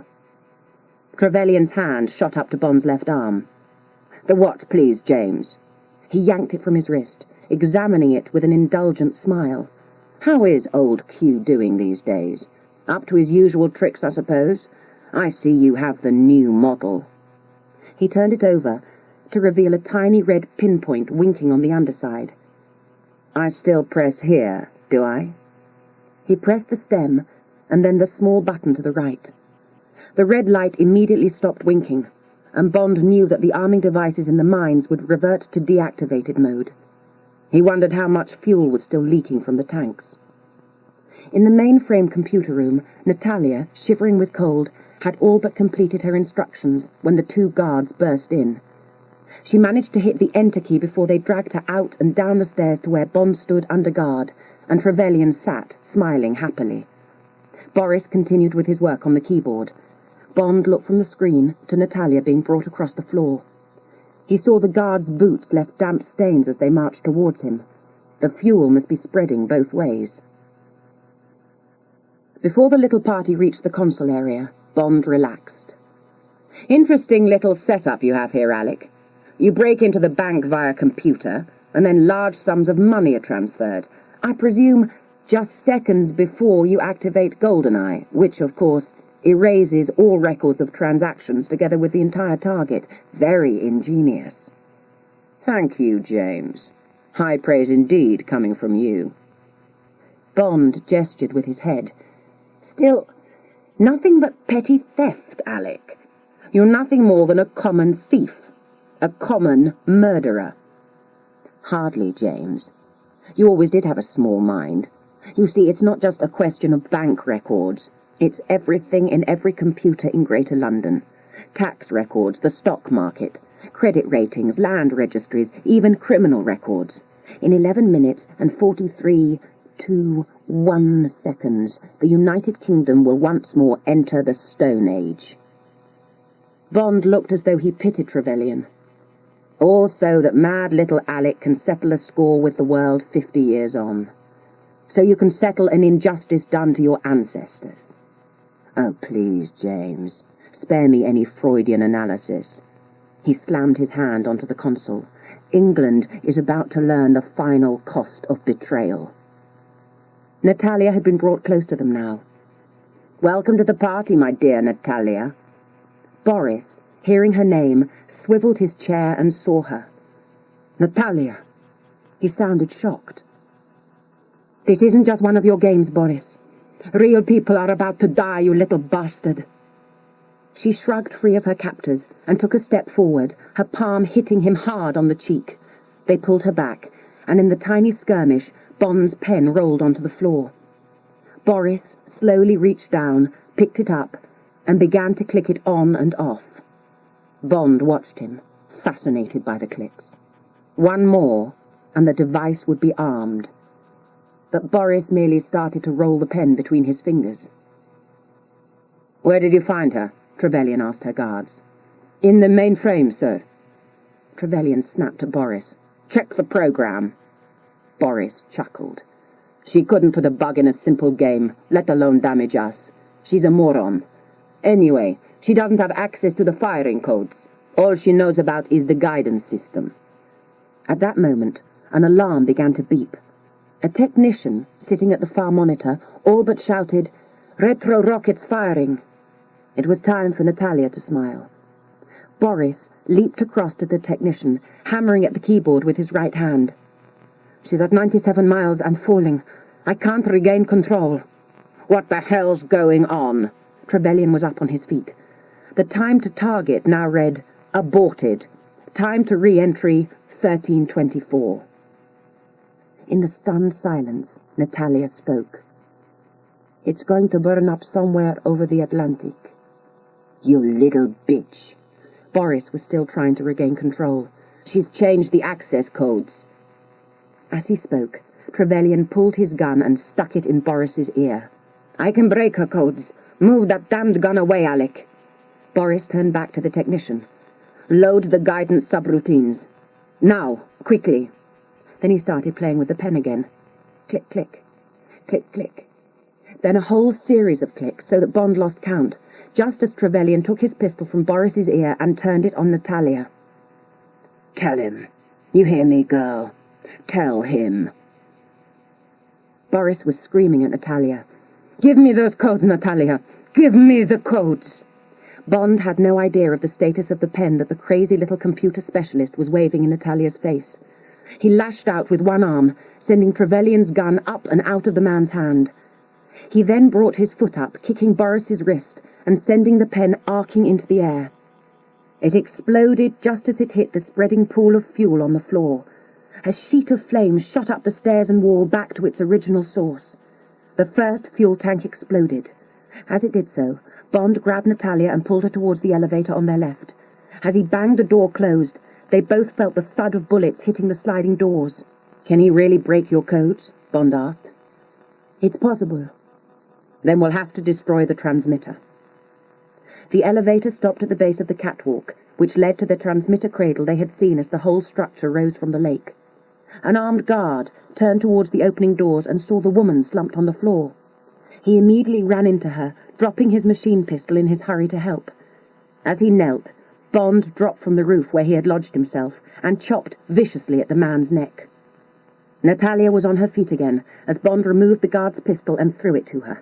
He picked up the machine pistol, and as he did so, they both heard the rumbling of explosions from far below. "Keep out of sight and get off the dish. I'm going to scupper that antenna. That will do the trick, won't it?" "Yes. Get up to the maintenance hatch. There's probably a chain device which works the mechanism to turn the antenna. Remove all the fuses from the maintenance room. Go now, quickly." From below, more explosions rattled the dish. Bond kissed her on the cheek and started the long climb up to the maintenance room high above the antenna. When he was some 40 feet up, Bond glanced down and saw Natalya making a dash up to the edge of the dish, climbing to the ground and running into the protection of the jungle. Originally, he had intended to stop at the catwalk above the maintenance room, but he saw that there was another large chamber high above, set into the very apex of the triangle. Cables and wires sprouted downwards from this room, and he began to get the whole picture of how the antenna worked. Some went directly down through the maintenance chamber, and from there into what could only be the true mechanism for moving the antenna. Yet there seemed to be another set of thicker cables, following the line made by the opposite side of the triangle. These went over a series of pulleys and wheels. He was 30 feet from the top, when he saw that these supported a cable car, which could be taken from dish level up to the catwalk. He cursed, wishing he had known about the cable car, for it would have cut precious minutes off his journey. From far below, he still caught the sound of explosions deep within the earth. In the control complex, the fuel tanks were still exploding, sending balls of fire up to the roof. Guards raced back and forth with CO2 extinguishers, but the roof was starting to weaken. Tiles and pieces of insulation had already begun to fall. The only person who seemed oblivious to the dangers was Boris, who sat at his keyboard, focused wholly on the job of regaining control over the satellite. Trevelyan stood over him, watching his every move. "How long is it going to take?" 2 minutes. 3 at the most." Trevelyan frowned, remembering Bond could blow out the antenna if he had a mind to. He ran towards the exit, heading for the cable car that would take him as far as the catwalk above the maintenance room. Within a couple of minutes, he was in the little cage and beginning his slow ascent. In front of Boris, the countdown clock read, "Time to re-entry, 0941. As Trevelyan began the journey to the catwalk, Bond reached the chamber at the top of the framework. Inside the square metal room, Bond moved carefully between 2 different sets of machinery. On one side was a cogged series of wheels around which cables ran, As he entered, the wheels began to move. Someone was in the cable car, which meant he had little time left. Immediately beside the door was a great oblong structure which pulsed with sound. This must be the generator, and the first stage of controlling the antenna. During the climb, he had already thought of trying to use the last of Q's mines. These were remote-controlled units, but there was a way he could set them on a timer. His real problem was that the timer could only be set to detonate with a 5-minute delay. He pulled the circular object from his pouch, together with a small screwdriver, and began to release the screws. Halfway through the process, the cable car mechanism stopped with a lurch. Whoever was in the car had reached the catwalk. Inside the mine, Bond removed the timer. Below it was a small dial with a moving pointer which he turned to its furthest setting. The mechanism began to click.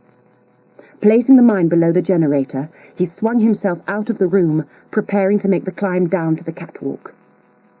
He had descended 3 rungs when 2 bullets whined past him. Bond slid the machine pistol from his shoulder and looked down. Trevelyan stood in the middle of the catwalk, holding an automatic pistol. Bond fired a burst in Trevelyan's direction. The shots went wide, but Trevelyan ducked, throwing himself to the end of the catwalk near the cable car. Bond scrambled down and fired another burst, but his target had disappeared. The catwalk was now only about 12 feet below him. 2 more shots came from the direction of the cable car, whanging against the metal near his head. Swinging inside the lines and girders, Bond dropped to the catwalk and fired a long burst into the cable car.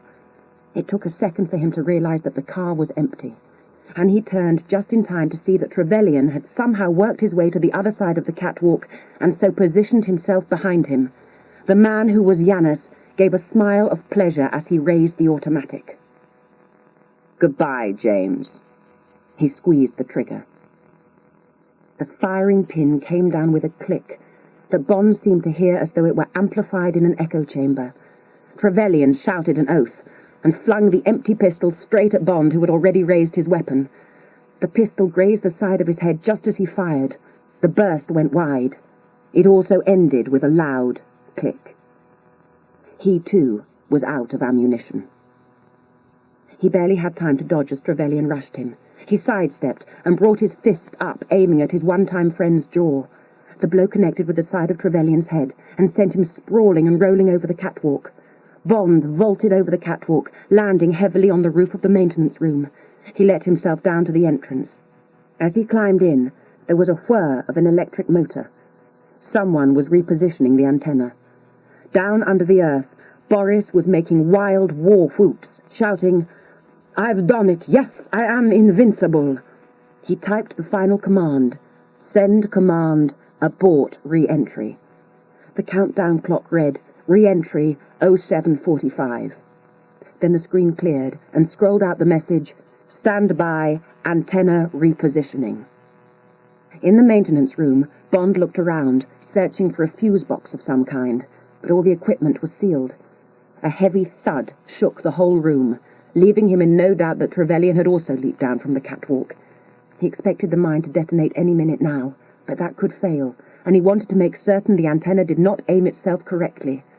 Outside, he dropped onto the housing that he knew contained the final stage of the mechanism. There was a hatch into this great circular housing, and he was quickly inside, knowing that Trevelyan was at his heels. A huge wheel took up the bulk of the space, but he spotted 2 other things, a long fuse box and a telescopic ladder, attached to the wall and directly above a steel trapdoor. This would be the way the engineers were able to get right down to the antenna. He unscrewed the butterfly bolts on the fuse box, flipped it open, and began smashing the fuses, until they were all gone and the whir of the machinery stopped. Trevelyan was close now. He could almost smell the man. Leaping towards the telescopic ladder, he unclipped the safety bolts to allow it to fall. As Trevelyan appeared in the hatchway, Bond stamped hard on the trapdoor, his hands on the bottom rung of the ladder. The trapdoor gave way, and the ladder uncoiled, ratcheting down some 40 feet and coming to a sickening halt only a few feet above the top of the antenna. He thought his arms were about to be ripped from their sockets, but he held on grimly. Trevelyan's face appeared in the trapdoor above him. "Need some help getting down, James? I'll be with you in a minute." Trevelyan began to make a slow descent. Natalya moved into the jungle, following the noise she had just heard, and came to a halt in a man-made clearing. In the middle of this glade stood a helicopter gunship, its rotors gently idling. Below ground, in the control complex, Boris stared unbelieving at the screen which now read out, "Antenna malfunction." He began to scream and stamp, yelling unintelligible obscenities. In the jungle clearing, Natalya saw the pilot alone in the cockpit. The helicopter gunship began to move, ready to lift off. Taking a deep breath, she ran towards the rear door of the machine. "Now, James, it's time for our last goodbye, I think." Trevelyan stepped down to the rung directly above Bond and raised his booted foot to bring it down on Bond's hand. As he did so, the rung gave way with a sharp crack. Bond felt Trevelyan's body brush against his as he dropped. In a reflex, he grabbed one hand and caught Trevelyan's wrist. The man looked up at him, sweat and terror on his face. "James, hold me up! For heaven's sake, for old time's sake, hold me up!" "Go to hell!" Bond shouted, and released Trevelyan, who hit the antenna and, screaming, dropped the 40 feet down to the dish. At the same moment, the apex of the triangle blew out. The mine had detonated, and the entire structure began to fall apart. Over the noise, Bond thought he could hear a helicopter. Hanging precariously, he saw the gunship heading straight for him, and his eyes widened. The pilot was maneuvering the gunship closer and closer. Behind him, Natalya stood with her pistol to the man's head. He brought the craft's port landing skid to a point just in front and below where Bond hung. It was his only chance, for everything appeared to be collapsing around him. He swung himself out and grabbed hold of the skid at the moment the chopper backed off and started to move away. In the center of the dish, Trevelyan regained consciousness and opened his eyes. He heard the noises coming from above, the cracks and clank of falling metal.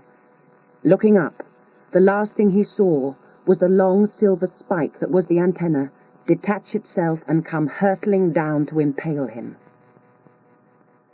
In the control complex, Boris rushed up to the middle gallery.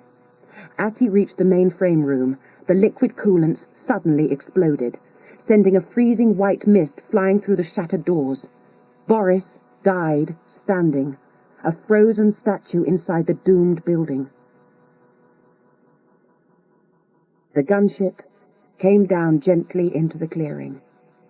Bond dropped thankfully to the ground and stretched out, his eyes closed.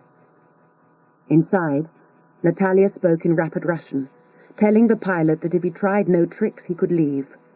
Then she jumped from the main door onto the earth next to Bond. The gunship lifted off as she spoke softly. "James? James? Are you okay? James? Oh, please speak to me." He opened one eye and pulled her down to him. "Yes," he said. "I'm fine, thank you." "You devil!" She laughed, and he pulled her close so that their mouths touched, and he rolled on top of her. "James, no, not here, James. Somebody might see." "Don't be silly, Nat." He looked at her lovingly. "There's nobody left to see anything." He only had eyes for Natalya, so he did not see Jack Wade rise from the bushes, nor the 40 Marines emerge from the jungle to stand smiling with pleasure. From far away came the sound of Marine Cougar helicopters bringing in reinforcements. Bond needed no backup at this particular time.